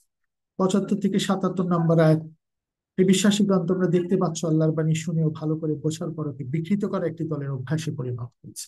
বুঝবার পরে যেন বিকৃত না করি এই কোরআনের বাণী। এইভাবে যখন চলছে, তোমাদের নির্জনে মিলিত হয়, আমরা বিশ্বাস করি। আবার যখন আল্লাহ শুধু তোমাদের কাছে বলছেন, কেন বিশ্বাসীদের সামনে ওরা অনেক প্রশ্ন করবে আমাদেরকে অন্যরা, আমরা বলবো যে কোরআনের উপর স্টিক থাকতে হবে সব ব্যাপারে। তারপরে আল্লাহ কিতাব সম্বন্ধে নিরক্ষররা অনেক প্রশ্ন করবে, তারা প্রচলিত সংস্কার, অমূলক প্রত্যাশা, ভ্রান্ত বিশ্বাস, এগুলি থেকে আমাদের বের হয়ে যাবে। প্রচলিত সংস্কার আমরা খুঁজে বের করব, কি কি ভুল সংস্কার আমরা ধর্ম হিসেবে প্রতিষ্ঠা করছি। অমূলক প্রত্যাশা, আমরা এমন কিছু প্রত্যাশা করব না এই পৃথিবীতে যেটা আমাদেরকে খারাপ দিকে নিয়ে যায়। ভ্রান্ত বিশ্বাস করব না, এগুলি থেকে বের হয়ে আসতে হবে। নিজেরা রচনা করে বলবো না যেটা কোরআন, নিজেরা যা ইচ্ছে তাই বলবো না। এইভাবে চলতে চলতে আমাদের যখন 83 নম্বর, বনী ইসরায়েলের কাছে আল্লাহ অঙ্গীকার নিলেন, ভালো পথে চলো, ওই কোরআনের এখন এসেছে, এটা ফলো করো। নবীজির সময় কিন্তু আসছে, তো তাদেরকে বলা হচ্ছে যে তাওরাত ছিল একই রকম, আলো এসছে, তোমরা এটা ফলো ফলো করলে তোমরা এগিয়ে যেতে পারো। 87 নম্বর আয়াত, মুসাকে কিতাব দিয়েছি, মরিয়ম পুত্রকে ঈসাকে দিয়েছি নিদর্শন সহ, সবাইকে সম্মান জানানো হচ্ছে। ওদের নিজস্ব কিতাবের সমর্থনে আল্লাহর কাছ থেকে এই নতুন কিতাব এসেছে, ওগুলো কিতাবের সমর্থনেই কোরআন এসেছে, তোমরা সবাইকে সম্মান করো। কিন্তু আল্লাহ নাজিল করেছেন কোরআন, সেই কিতাবকে ওরা ঈর্ষায় প্রত্যাখ্যান করছে। আসলে তো এটা কন্টিনিউশন, আল্লাহ প্রথম থেকে একই বিধান সবাইকে দিয়ে এসেছে। আল্লাহ নাজিল করেছেন বিশ্বাস করো, শুধু তাতেই বিশ্বাস করো এবং ওদের কিতাবের সমর্থক এটা এটা বোঝানোর চেষ্টা করো। মুসা এসেছিলেন, ওই বাছুরের ব্যাপারটা আবার আসছে 92 নম্বর আয়াতে। 93 বলেছিলেন, ওই যে শাস্তি দিয়েছিলেন তুর পাহাড়কে উঠিয়ে, যে আল্লাহ তাআলা কিছু মানুষকে বলেছিলেন সততা সুন্দরের পথে আসুন। এই জায়গাগুলো আসছে। 94 নম্বর আয়াতে আল্লাহ অন্যদের বাদ দিয়ে জান্নাত তো শুধু তোমাদের জন্য নির্ধারিত রেখেছেন, তোমাদের দাবি সত্য হয় থাকে তবে তোমরা মৃত্যুকে স্বাগত করো। ওরা বলতো আমরা জান্নাতে যাব। আল্লাহ বলছেন যারা মৃত্যুর জন্য প্রস্তুত তারাই জান্নাতে। এটা কিন্তু চমৎকার এক আয়াত। এটা আমরা ওই 62 নম্বর সূরা জুমার আমরা 8 নম্বর আয়াতেও পাবো, 6 নম্বর আয়াতেও পাবো, যে তোমরা এই ধর্মবিধানকে আহ, গাধার মতো, মানে তোমরা কিতাব বহনকারী গাধা হয়ে না, এটাকে বুঝবার চেষ্টা করো। তো ওই জায়গা থেকে আমরা যখন পরবর্তীতে আসে যে আমরাই শ্রেষ্ঠ জাতি যখন বলবো, তখন আমি মৃত্যুর জন্য কি প্রস্তুত? আমি কি সওম করেছিলাম ঠিক মতো, সিয়াম? আজকে কি আমি যেতে পারবো আল্লাহর সাথে সাক্ষাতে? এই চমৎকার আয়াতটা 94 আসছে। তারপরে 96, 95, 96 মৃত্যু কামনা ওরা করবে না, ভয় করে না, দীর্ঘ জীবনের আসক্তি। 96 একই একটা টার্নে আপনারা একবার বুঝে ফেললে খুব ইজি হয়ে যাবে। একটা আয়াত ধরতে পারলে আপনারা মনে করবেন জারি কোরআনের সব আয়াত এক জায়গায় চলে আসছে। এবার 12 নম্বর রুকু আমাদের শেষ হয়ে যাবে, আর 5-10 মিনিটের মধ্যেই শেষ হয়ে যাবে। এটা নোট করে রাখছি, প্রথম তারাবিতে কালকে যাবেন, এই রেকর্ডিংটা থাকবে। যদি আপনারা একবার দেখেও নিতে পারেন, আপনারা এখান থেকেই আহরণ করে নিতে পারবেন। আমি কোরআনের বাণীগুলোই বলছি। আল্লাহ বলছেন জিব্রাইল আল্লাহর নির্দেশে তোমার হৃদয়ে কোরআন পৌঁছেছে। পূর্ববর্তী কিতাব সমূহের সত্যতা স্বীকার করো। আবার ওই পথ প্রদর্শক হও। পূর্ববর্তী কিতাবের শিক্ষা এবং এই শিক্ষা একই, তাই এটা যেন অস্বীকার না করে। বহু সুস্পষ্ট আয়াত নাজিল করেছে এখানে। তাই 101-এ বলছেন আল্লাহর কাছ থেকে কোনো রসুল এসে ওদের কিতাবের সত্যতা সমর্থন করে, তখন পূর্ববর্তী কিতাবের একটি দল আল্লাহর কিতাবকে এমন ভাবে পিছিয়ে লুকিয়ে রাখে যে রসুল যখন বলছেন মানছে না, যে এটা কোরআন তোমাদেরই তো কন্টিনিউশন, তোমরা এটাই মানো বা তোমাদেরটা সৎভাবে মানো। সূরা মাইদাতে আমরা দেখবো, কিন্তু তোমরা তাওরাত যদি ঠিক মতো পড়তে, ইনজিল যদি ঠিক মতো পড়ো, তাহলেই তোমরা সৎ পথে থাকো। এই যে চমৎকার লিবারেল অ্যাপ্রোচ কোরআন সূরা বাকারায় দিয়ে যাচ্ছে। আমরা কিন্তু 100 নম্বর আয়াত পার করে ফেললাম। এবং 102 শয়তানি চর্চার ব্যাপার আসে, হারুত মারুত, এই যে ব্যাবিলনের, হ্যাঁ, ওই সময় হারুত মারুত কি করতো, এমন একটা জাদু শিখাতো বা ব্ল্যাক ম্যাজিক করতো, সেটা স্বামী স্ত্রীর মধ্যে বিভেদ সৃষ্টি করতো। তো স্বামী স্ত্রীর বিভেদ এখানে বলা হচ্ছে। হারুত ও মারুত কাউকে শিক্ষা দেওয়ার আগে বলতো, দেখো আমরা হচ্ছি তোমাদের জন্য পরীক্ষা শুরু, তোমরা সত্য ত্যাগ করো না। এই দুজনের কাছ থেকে ওরা এমন জাদু শিখলো যা দিয়ে স্বামী স্ত্রীর মধ্যে বিভেদ সৃষ্টি করা যায়। ওরা জানতো কত নিকৃষ্ট জিনিসের বিনিময়ে ওরা ওদের আত্মাকে বিক্রি করছে। স্বামী স্ত্রীর মধ্যে যেন বিভেদ না সৃষ্টি হয়, এই ব্যাপারটা আমরা সবসময় মনে রাখি। একটা ফ্যামিলিতে গোলমাল, আর ওকে উস্কে দেয় যে হ্যাঁ ও তো এই ভুল করছে, মিলিয়ে দিতে হবে। আল্লাহর কাছে তালাক হলো বৈধ ব্যাপারগুলোর মধ্যে সবচেয়ে অপছন্দের ব্যাপার। এই সূরা বাকারা 222 থেকে 242 যখন আমরা আলাপ করব দ্বিতীয় তারাবিতে, তখন আমরা এই ব্যাপারগুলো বুঝতে পারবো। চাই 104 নম্বর আয়াতে বলছে নজরুল আমাদেরকে অনেকে ঠাট্টা করে না, বাজে নামে ডেকো না। আল্লাহ কিন্তু মানা আছে, আজে বাজে নামে ডাকা যাবে না, ঠাট্টা করা যাবে না। তখন রসুলকে এই রাখাল বলে ডাকতো। উনজুন্না, রাইনা বলো না, উনজুন্না বলো, মানে ভালোভাবে অ্যাপ্রোচ করো। এগুলি আমাদের জীবনের প্রতিটা ক্ষেত্রে আমাদেরও শিখতে হবে, মানুষের সাথে আচরণ। 106 নম্বর আয়াত, আমি কোন আয়াত রহিত করলে বা ভুলে যেতে দিলে তার সমতুল্য বা তার চেয়ে উত্তম আয়াত পেশ করি। এটা একটু বুঝাই ছোট করে। আমরা বলি না যে তোমার ধর্ম তোমার কাছে, আমার ধরো সূরা এই যে কাফিরুন বা এগুলি পরে যখন পড়ি, তোমার ধর্ম তোমার কাছে, আমার ধর্ম আমার কাছে, এটা আসলে না। এটা পরবর্তীতে ওই আয়াতগুলো রহিত হয়ে নতুন আয়াত এসেছে সূরা ইমরানের 119 নম্বর আয়াত এবং সূরা মাইদার 3 নম্বর আয়াত। আমি ইসলামকে আজ মানে সমর্পণ করে সৎ পথে চলাকে তোমাদের জন্য ধর্ম করে দিলাম। এটা হলো ফাইনাল। এখন আর কোনো প্রিন্সিপাল বা নীতিবোধ নাই। তাই এই জায়গাগুলো আমরা বোঝার জন্য আল্লাহ কিছু কিছু আয়াত এখানে দিচ্ছেন, রহিত করলে উত্তম আয়াত পেশ করি। 107 নম্বর আয়াত, তুমি কি জানো আল্লাহ ওই যে আকাশ এবং পৃথিবী, নবমণ্ডল, ভূমণ্ডল, এগুলি চিন্তার ব্যাপার। আমরা সবসময় গভীর চিন্তা করবো। তাকাও একটু, দেখো তো আমার কোনো ত্রুটি খুঁজে পাও কিনা। ওই যে আকাশে আবার তাকাও, সূরা মুলক 3-4 নম্বর আয়াত, কোনো ত্রুটি খুঁজে পাবে না, তোমার দৃষ্টি ব্যর্থ ক্লান্ত হয়ে ফিরে আসবে। এই চমৎকার। তাই 108 নম্বরে আল্লাহ বলছেন সত্য সম্পর্কে অবহিত পর, কেউ যদি অবহিত হয়। 109 নম্বরে বলছেন 108-এ মুসা সম্প্রদায় প্রশ্ন করত, সত্য যখন তুমি অবহিত হচ্ছ এই কোরআনের মাধ্যমে, এখন অতীতে তাওরাতের মাধ্যমে, ইনজিলের মাধ্যমে, জাবুরের মাধ্যমে, বিভিন্ন সহিফার মাধ্যমে, ধর্ম বিধানের মাধ্যমে, আল্লাহ তাআলার বিধানের মাধ্যমে, সৃষ্টির বিধানের মাধ্যমে, তুমি জানার পর যেন ভুল না করো এই ব্যাপারগুলো। তোমরা ওদের ক্ষমা করো, উপেক্ষা করো, যারা বিশ্বাস থেকে বিচ্যুত করে সত্য অস্বীকারীদের ফিরে পেতে চায়। কিতাবের মধ্যে অনেকেই তোমাদেরকে বিশ্বাস থেকে বিচ্যুত করে তোমাদেরকে কাফের রূপে ফেরত পেতে চায়। তোমরা ওদের ক্ষমা করো, উপেক্ষা করো, যতক্ষণ পর্যন্ত না আল্লাহ এই বিষয়ে চূড়ান্ত সিদ্ধান্ত দেন। আল্লাহ কিন্তু অ্যাটাক করতে বলেন না, আল্লাহ বলে বুঝাও। নবীজিকে বলেন যখন তারা বুঝবে ঠান্ডা মাথায় বুঝাও, যখন তারা রেগে আছে উপেক্ষা করো, খারাপ কথা বলছে ওই প্লেসটা ছেড়ে চলে যাও। কোরআনের আয়াত, 110 নম্বর আয়াত, তোমরা সালাত কায়েম করো, যাকাত আদায় করো। তোমরা সালাতের আসল মানে সংযোগ করো সৃষ্টিকর্তার সাথে, আর রিচুয়ালস আমরা যেটা পালন করি এটা তো করবোই। জাকাত আদায় করবে, সদকা দিবে, মানুষকে দিবে, এবং নিজেকে পরিশুদ্ধ করো। জাকাত মানে হলো পরিশুদ্ধ করো সার্বিকভাবে, কিন্তু শুধু টাকা পয়সা দিয়ে না, ওটা একটা পার্সপেক্টিভ মাত্র। তাই নিজেকে পরিশুদ্ধ করবে। পরকালীন মুক্তির জন্য তোমরা যতটুকু সৎকর্ম করবে, আগে যতটুকু পাঠাবে এই সালাতের মাধ্যমে, জাকাতের মাধ্যমে, কানেক্টিভিটির মাধ্যমে, আল্লাহর সাথে সংযোগ স্থাপন করে, নিজেকে পরিশুদ্ধ করে যতটুকু সৎকর্ম আগে পাঠাবে তার সবটাই আল্লাহর কাছে জমা হবে। ডিপোজিট থাকবে, আমরা ব্যাংকে রাখি না, ডিপোজিট হয়ে গেল। 110 নম্বর আসলো, এটা এসেন্স। এই যে পড়লাম, এই পড়তে পড়তে 110-এ চলে আসছে, তোমাদের সব কাজেরই দ্রষ্টা। এরপরে 111 থেকে 112 বলে, ইহুদি ও খ্রিস্টান ছাড়া অন্য কেউ জান্নাতে প্রবেশ করবে না, ওদের মিথ্যা প্রত্যাশা। ওরা বলে ওই যে মৃত্যু কেন ডাকছো না তাহলে। তারপরে খ্রিস্টানদের কোনো ভিত্তি নাই, ইহুদিরা বলে খ্রিস্টানরা বলে ইহুদিদের বিশ্বাসের কোনো সত্যতা নেই। 113 নম্বর আয়াত, কিন্তু আল্লাহ তাআলা এখানে বলে দিচ্ছেন পূর্ব পশ্চিম সব আল্লাহর।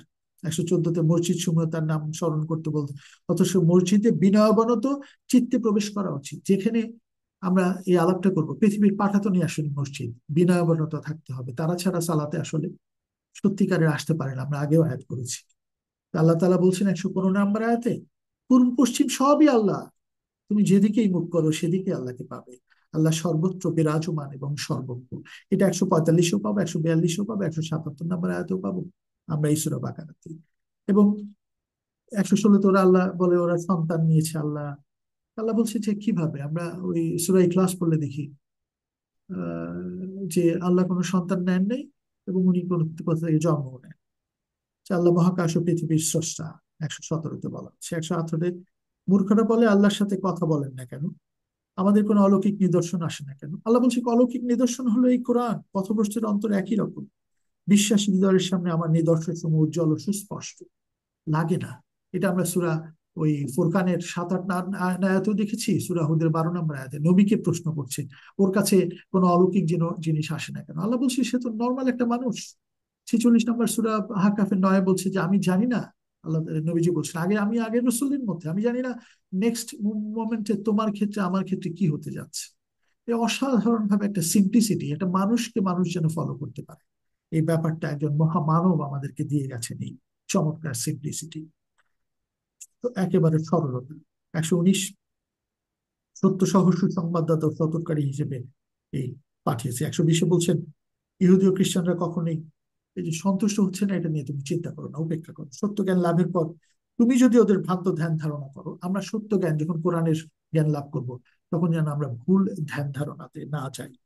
আর 121 নম্বর খুবই গুরুত্বপূর্ণ, এটা জানেন, আমি যাদের কিতাব দিয়েছি তাদের মধ্যে যারা তা যথাযথভাবে পাঠ ও অনুসরণ করে তারাই সত্যিকারের বিশ্বাসী, আর যারা এই সত্যকে প্রত্যাখ্যান করে তারা আসলে ক্ষতিগ্রস্ত। এই যে কিতাব কোরআন যথাযথভাবে পাঠ এবং অনুসরণ করতে হবে, তারা এই সত্যিকারের বিশ্বাসী।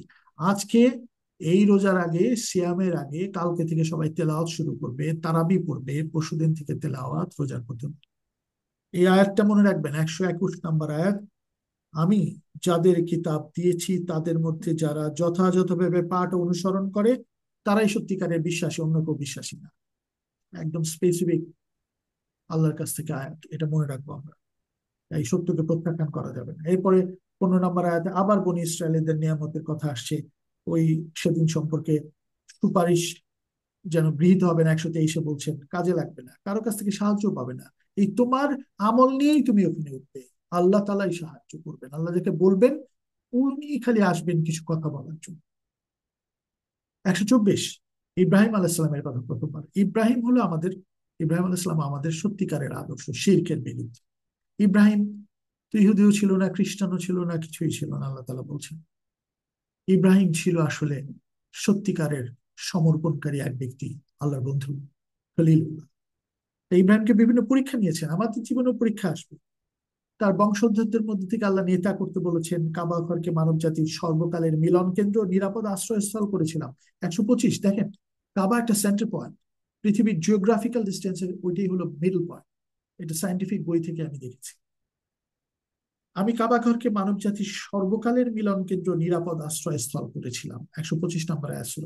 কি চমৎকার সর্বকালীন মিলন কেন্দ্র! এটি আমাদেরকে মোটো নিতে হবে, সবাই সমর্পিত হয়ে সর্বকালীন একটা মিলন কেন্দ্রে আমরা কনসেন্ট্রেট করব। তারপরে 126, স্মরণ করো ইব্রাহিমের কথা। ইব্রাহিমকে, এই শহরকে সবার জন্য নিরাপদ করো, মক্কার কথা বলেছিলেন। তারপরে 127 থেকে 129, ইব্রাহিম এবং ইসমাইল আলাইহিসসালাম কাবা ঘর বললেন, বললেন আমাদের বংশধর থেকে একটা নেতা পাঠাও। মোহাম্মদ সাল্লাল্লাহু আলাইহি ওয়াসাল্লাম আসলেন, যেন মানুষকে এই জীবন, এই ইবাদতের নিয়ম পদ্ধতি আমাদের শিখাও, যে মানুষকে জ্ঞান ও হিকমা শিক্ষা দিবে। নবীজি এসেছেন জ্ঞান শিক্ষা দিতে। আমরা এই কোরআনটা হলো জ্ঞান, আমাদেরকে শিখতে হবে। এরপরে ইব্রাহিমের ধর্মাদর্শ থেকে যে মুখ ফেরাবে সে হলো আহাম্মক।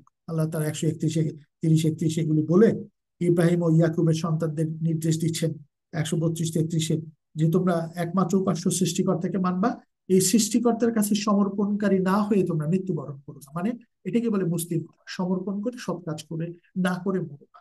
133 শেষ হয়ে গেল, আমরা খুব তাড়াতাড়ি এখন শেষ করে ফেলবো। 134, এটাই ছিল অতীতের অভিজ্ঞতা। তারা যে অর্জন করেছে তা তাদের, আমরা যে অর্জন করবো তা আমাদের। এখনো কোরআন থেকে অর্জন করেন। 135, আল্লাহ তাআলা বলছেন সমস্ত নবী রাসূলের নাম দিয়ে আমরা কারোর মধ্যে কোনো পার্থক্য করি না। এটা 225 নম্বর আয়াতে আছে সূরা বাকারা।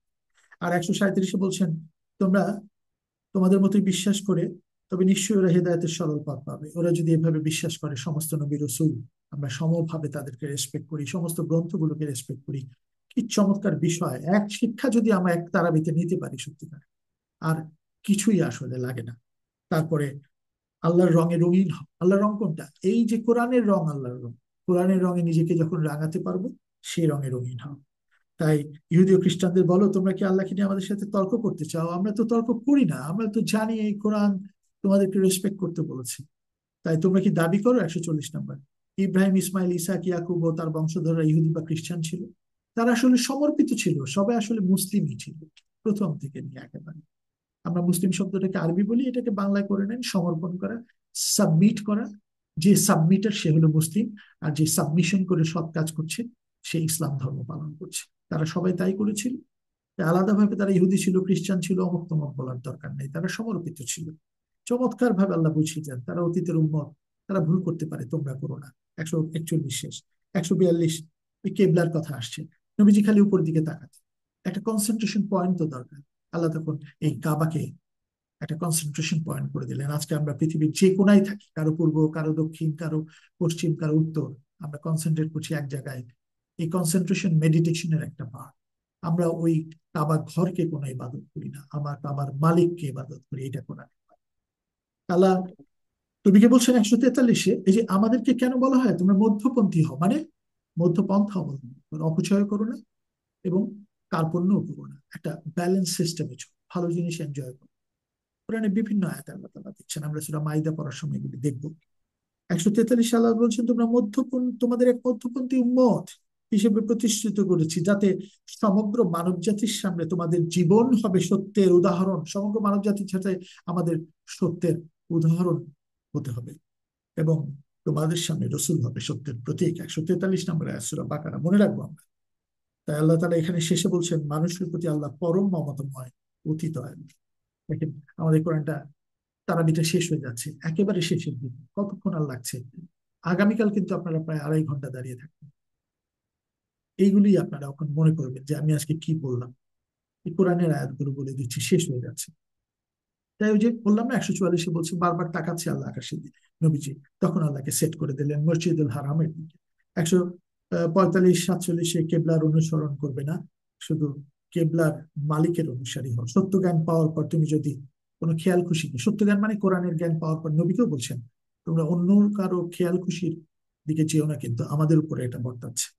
তারপরে 148, খুব চমৎকার আয়াত, প্রত্যেকের একটি লক্ষ্য আছে যা তার কর্মধারাকে পরিচালনা করে। আমাদের প্রত্যেকের লক্ষ্য আছে না? অতএব তোমরা সৎকর্মে প্রতিযোগিতা করো, এটাই আল্লাহর ইম্পোজিশন। এটা করতে পারলে তুমি মুসলিম হচ্ছে আমার উপর সমর্পণ করে, এটা থেকে বের হয়ে যাও না। 149, যেখান থেকে তুমি বের হও না কেন, ওই যে কনসেন্ট্রেশন পয়েন্টে আল্লাহর দিকে তুমি করো। এখানে মসজিদুল হারামের দিকে তোমরা দেখছো, তো মুখ করে তুমি আমাকে ডেকো, ওই ঘরকে না ইবাদত করো না। এই ব্যাপারগুলো আমাদের হয়তো কোনো বিতর্কে জড়াতে আমাদেরকে নিষেধ করা হচ্ছে। 151, ওই যে নবীজি চাইলো না ইব্রাহিম আল ইসলাম ইসমাইল আল ইসলাম কাবা ঘর তৈরির পর 127 থেকে 129 আয়াতে আমাদের বংশ থেকে একজনকে দাও যে জ্ঞান এবং হিকমা শিক্ষা দিবে। 151 আল্লাহ এটা অ্যাপ্রুভাল দিচ্ছেন যে আমি দিলাম, তোমরা চেয়েছিলে কিতাব ও হিকমা শিক্ষা দিবে, এই যে তোমাদের এখান থেকে আসলো, তোমাদের জীবনকে পরিশুদ্ধ করবে। এটাই আমাদের জীবনকে পরিশুদ্ধ করণীয় আমাদের মূল লক্ষ্য যেন হয়, এটাই সিয়াম পালন করে আমাদের করতে হবে। এরপরে 153, ধৈর্য সালাতের মাধ্যমে আবার আসছে। আমরা আগেই বলেছি ধৈর্যশীলদের সাথে আল্লাহ থাকেন, আমাদের যে কোনো কঠিন পরিস্থিতিতেও ধৈর্য ধরতে হবে।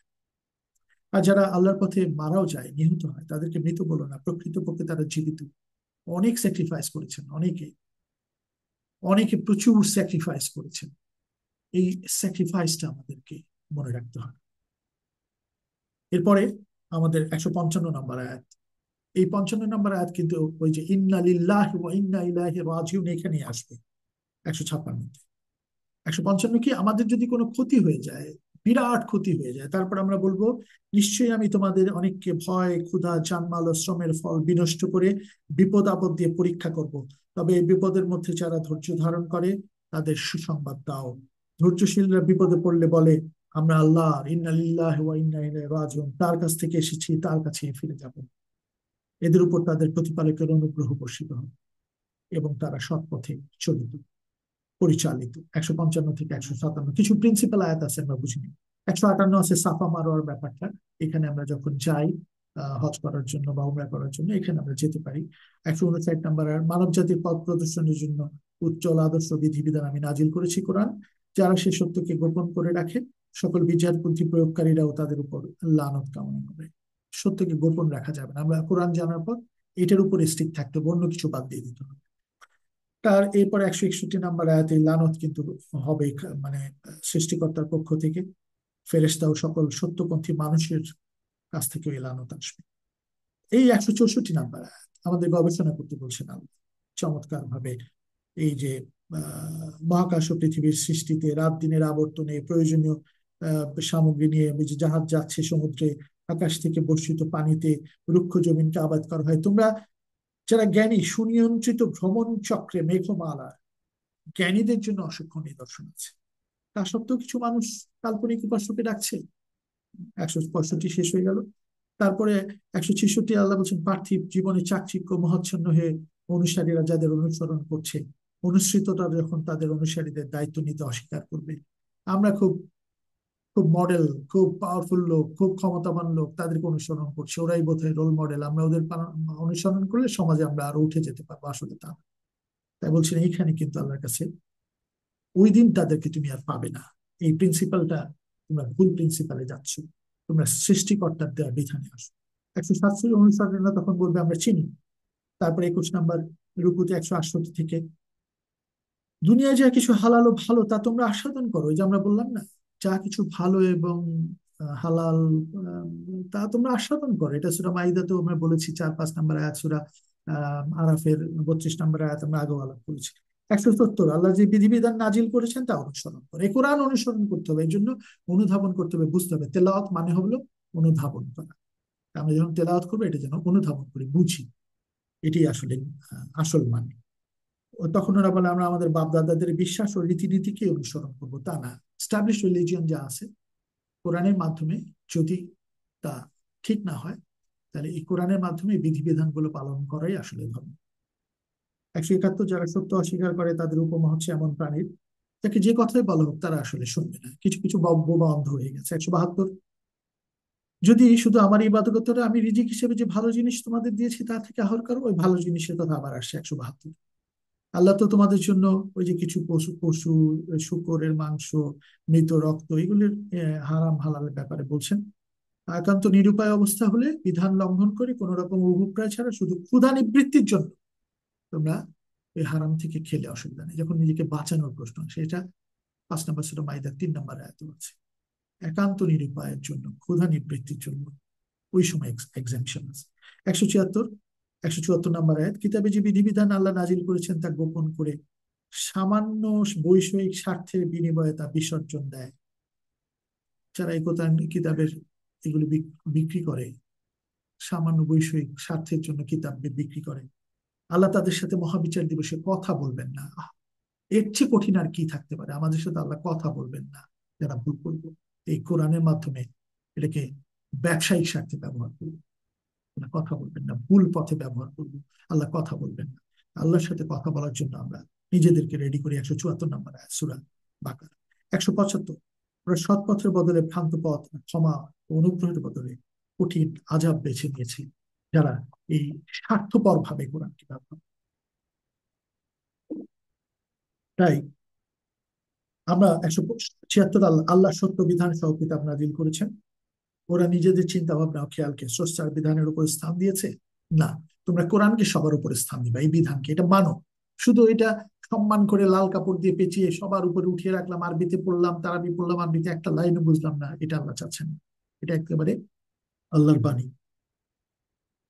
তাই আল্লাহ তাআলা 22 নম্বর রুকু 177 বলছেন, পূর্ব বা পশ্চিমমুখী হওয়ার মধ্যে কোনো পুণ্য নেই।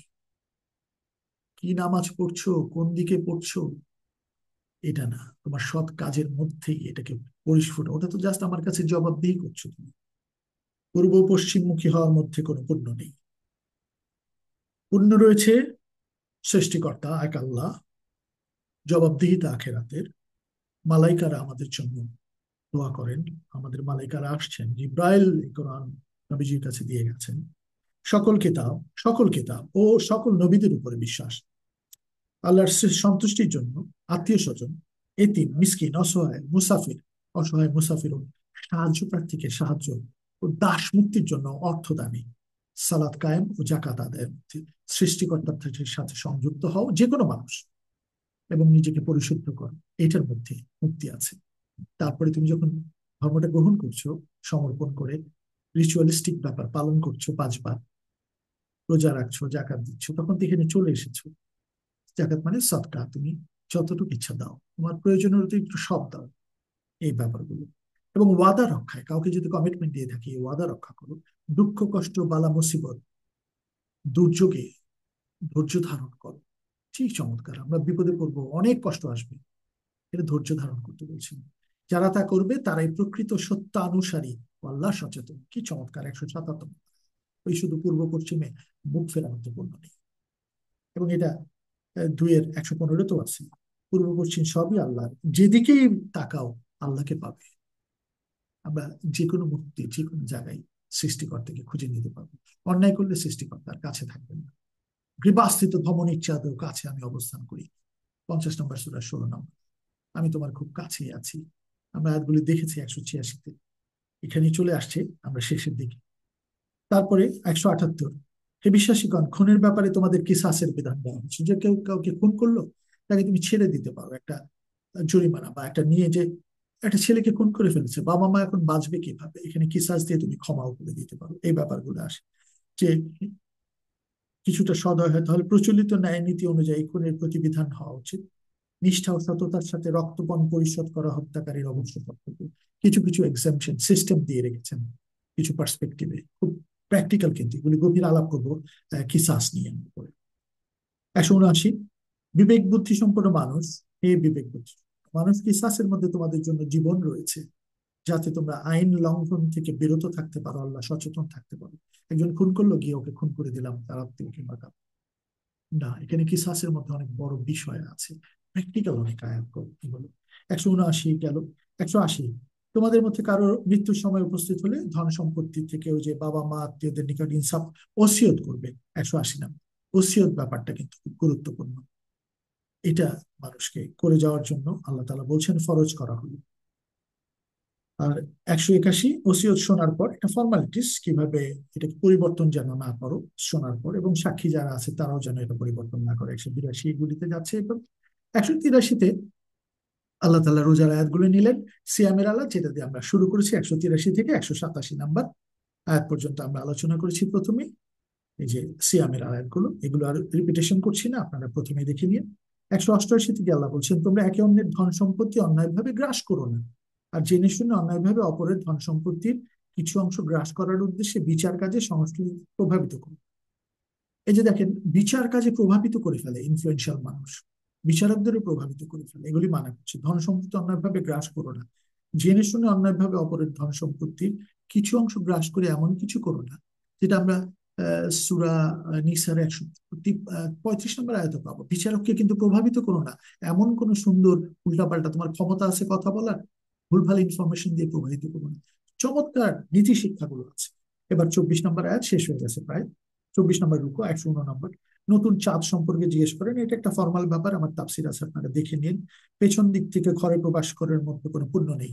তখন ওই যে হজ উমরার সময়, হজের সময় নির্ধারক মানুষের সময় ও তারিখ নির্ধারক ছিল, একটা রিচুয়ালস ফলো করতো, তারা সোজা পথে ঘরে না ঢুকে পিছন দিয়ে ঘরে ঢুকতো। এগুলি কিছু ব্যাপার আছে আমাদেরকে সুপারস্টিশন থেকে, কুসংস্কার থেকে আল্লাহ উঠিয়ে আনার জন্য কিছু কিছু সহজভাবে উপস্থাপন, কিছু কিছু আয়াত দিয়েছেন, তার গভীর অর্থ আছে।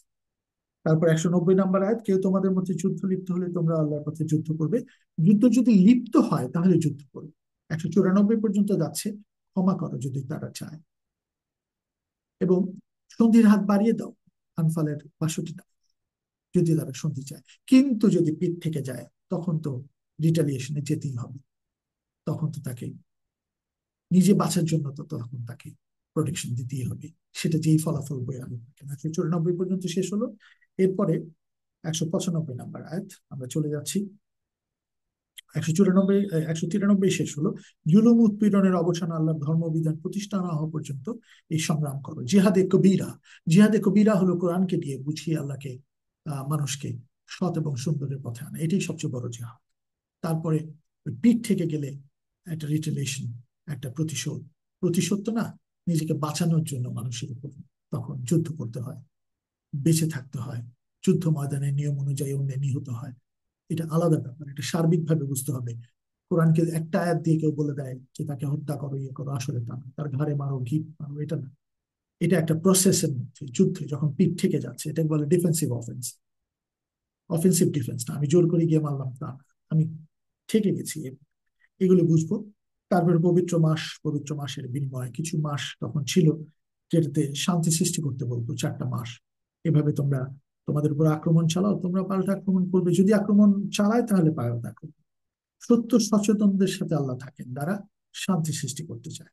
195 আল্লাহর পথে মুক্ত হস্তে ব্যয় করো, যে কোনো ব্যাপার আল্লাহর পথে, মানুষকে দান করি, ভালো কাজের জন্য ব্যয় করি, নিজের সৎ রিজিক থেকে আর্ন করে ব্যয় করি, সবকিছু সৎকর্মে ক্রমাগত লেগে থাকো। আল্লাহ তাআলা বলছেন 195 নম্বর আয়াতে, তোমরা সৎকর্ম করো, ক্রমাগত সৎকর্মে লেগে থাকো, এখান থেকে ডেভিয়েশন হয় না, তাহলে তুমি ওই সিয়াম পালন করতে পারবে। কারণ আল্লাহ সৎকর্মশীলদের ভালোবাসেন, এটাই আমরা তৈরি হওয়ার চেষ্টা করি। 196 আয়াত, হজ ও উমরার পূর্ণ করো, হজ ও উমরার ব্যাপারে এরপরে 196 থেকে 197, 198 পর্যন্ত, 199 পর্যন্ত আসছে। আমরা হজের ব্যাপার আমার ভিডিও আছে, আপনারা দেখে নিন সম্পূর্ণভাবে। তো এই জায়গাগুলি আমরা 199 পর্যন্ত আসলাম। এবার আমরা 203 যেতে আর কয়েকটা আয়াত। 200 নম্বর আয়াত, হজের আনুষ্ঠানিকদের সম্পন্ন করার ফল, আল্লাহকে এমন ভাবে স্মরণ করবে যেভাবে তোমরা তোমাদের বাপ দাদাদের স্মরণ করতে। তারাই তো সব ঠিক বলেছে, তারাই তো আসলে না।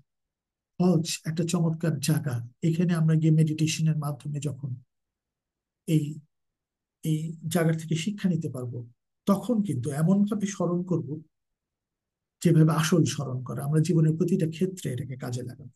বরং আল্লাহকে তার চেয়ে আরো গভীর নিমগ্নতায় স্মরণ করো, প্রার্থনা করো। এদের মধ্যে যারা প্রার্থনা করবে, হে আমাদের প্রতিপালক, দুনিয়াতেই আমাদের সবকিছু দাও, কার্যত এদের জন্য আখিরাতে তেমন কিছু পাওয়ার থাকে না। আখিরাতে আল্লাহ দেন, দুনিয়ায় আমি সবকিছু নির্যাস নিয়ে নিব, আমি সর্বকালীন আত্মার প্রবাহমান, আমার নফসের যে চলমানতা সর্বকালীন সময়ের জন্য।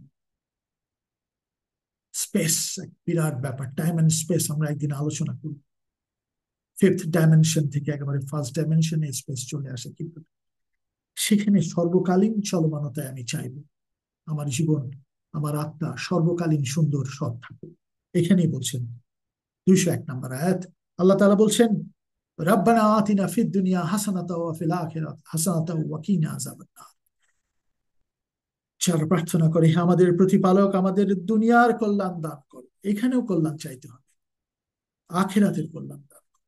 বাচ্চাদেরকে, ইয়াং জেনারেশনকে আয়াতটা শেখাবেন, দুই জায়গায় কল্যাণ কামনা, এই পৃথিবী ছেড়ে দিয়ে শুধু এখানে না, সর্বকালীন কল্যাণ কামনা। এই দোয়াটা আমরা সবসময় পড়ি। আর আগুনের শাস্তি থেকে আমাদের রক্ষা করা হবে, শাস্তি যেন না পাই। এই যে সিয়াম করছি, সর্বকালীন বিরত থাকছি, রমজ করছি, ঝালিয়ে পুড়িয়ে অন্যায়কে শেষ করে দিচ্ছি, যা করেছি রিপিটিশন করছি না, আবার করছি না অন্যায়। এখান থেকে আল্লাহ আমাদেরকে স্টিক রাখো, আমাদেরকে আগুন থেকে রক্ষা করো। 202 নম্বর আয়াত, এরা তাদের কর্ম অনুসারে দুনিয়া ও আখিরাতে উভয় স্থানেই ফল লাভ করবে, দুই জায়গাতেই ফল লাভ করবে। এটা সম্ভব, সৎ এবং সুন্দরের পথে কোরআন মেনে। আল্লাহ দ্রুত যথাযথ হিসাব গ্রহণকারী, হিসাব নেবেন প্রত্যেকটা কাজের, আমাদের তাই সচেতন থাকি। 203 নম্বর আয়াত, তোমরা নির্দিষ্ট দিনগুলিতে আল্লাহকে স্মরণ করো, আর যদি কেউ ব্যস্ততার কারণে দুদিনেই ফিরে আসে তাতে কোনো দোষ নেই, আবার কেউ যদি আরো বেশি দিন থাকে তাতেও দোষ নেই, যদি এই দিনগুলোতে তারা আল্লাহ সচেতন থাকে। অতএব তোমরা আল্লাহ সচেতন থেকে জেনে রাখো, শেষ পর্যন্ত তার সামনেই তোমাদের সবাইকে হাজির করা হবে। এটা হলো একটা আয়াত, যেটা হলো মিনার ব্যাপারে বলা হচ্ছে, মিনাতে 2 দিন থাকা, 3 দিন থাকা, বাট ওটা একটা ক্রোনোলজির মধ্যে একটা আসে। তো এটা আসলে ওই 202 গিয়ে এই তারাবিটা হয়তো বা শেষ হয়ে যাবে, বা 201-এর মোনাজাত দিয়ে কালকে তারাবিটা শেষ হয়ে যাবে। রব্বানা আতিনা ফিদ দুনিয়া হাসানাতাও ওয়া ফিল আখিরাতি হাসানাতাও ওয়া কিনা আযাব। আমরা পৃথিবীতেও কল্যাণ চাই, পৃথিবী থেকে চলে যাওয়ার পরও কল্যাণ চাই। আমাদের তেলাওয়াত শুরু হলো, এই রোজার প্রথম থেকে আমরা এইভাবে এটা পড়ব, এবং আগামীকাল তারাবিতে যা যা পড়বে আজকে আমরা এটাও আলোচনা করে নেব। জাযাকাল্লাহু খাইরান। আসসালামু আলাইকুম ওয়া রাহমাতুল্লাহি। এবার আপনাদের প্রশ্ন ব্যাপারে আপনারা বলতে পারেন, যদি কারো প্রশ্ন থাকে।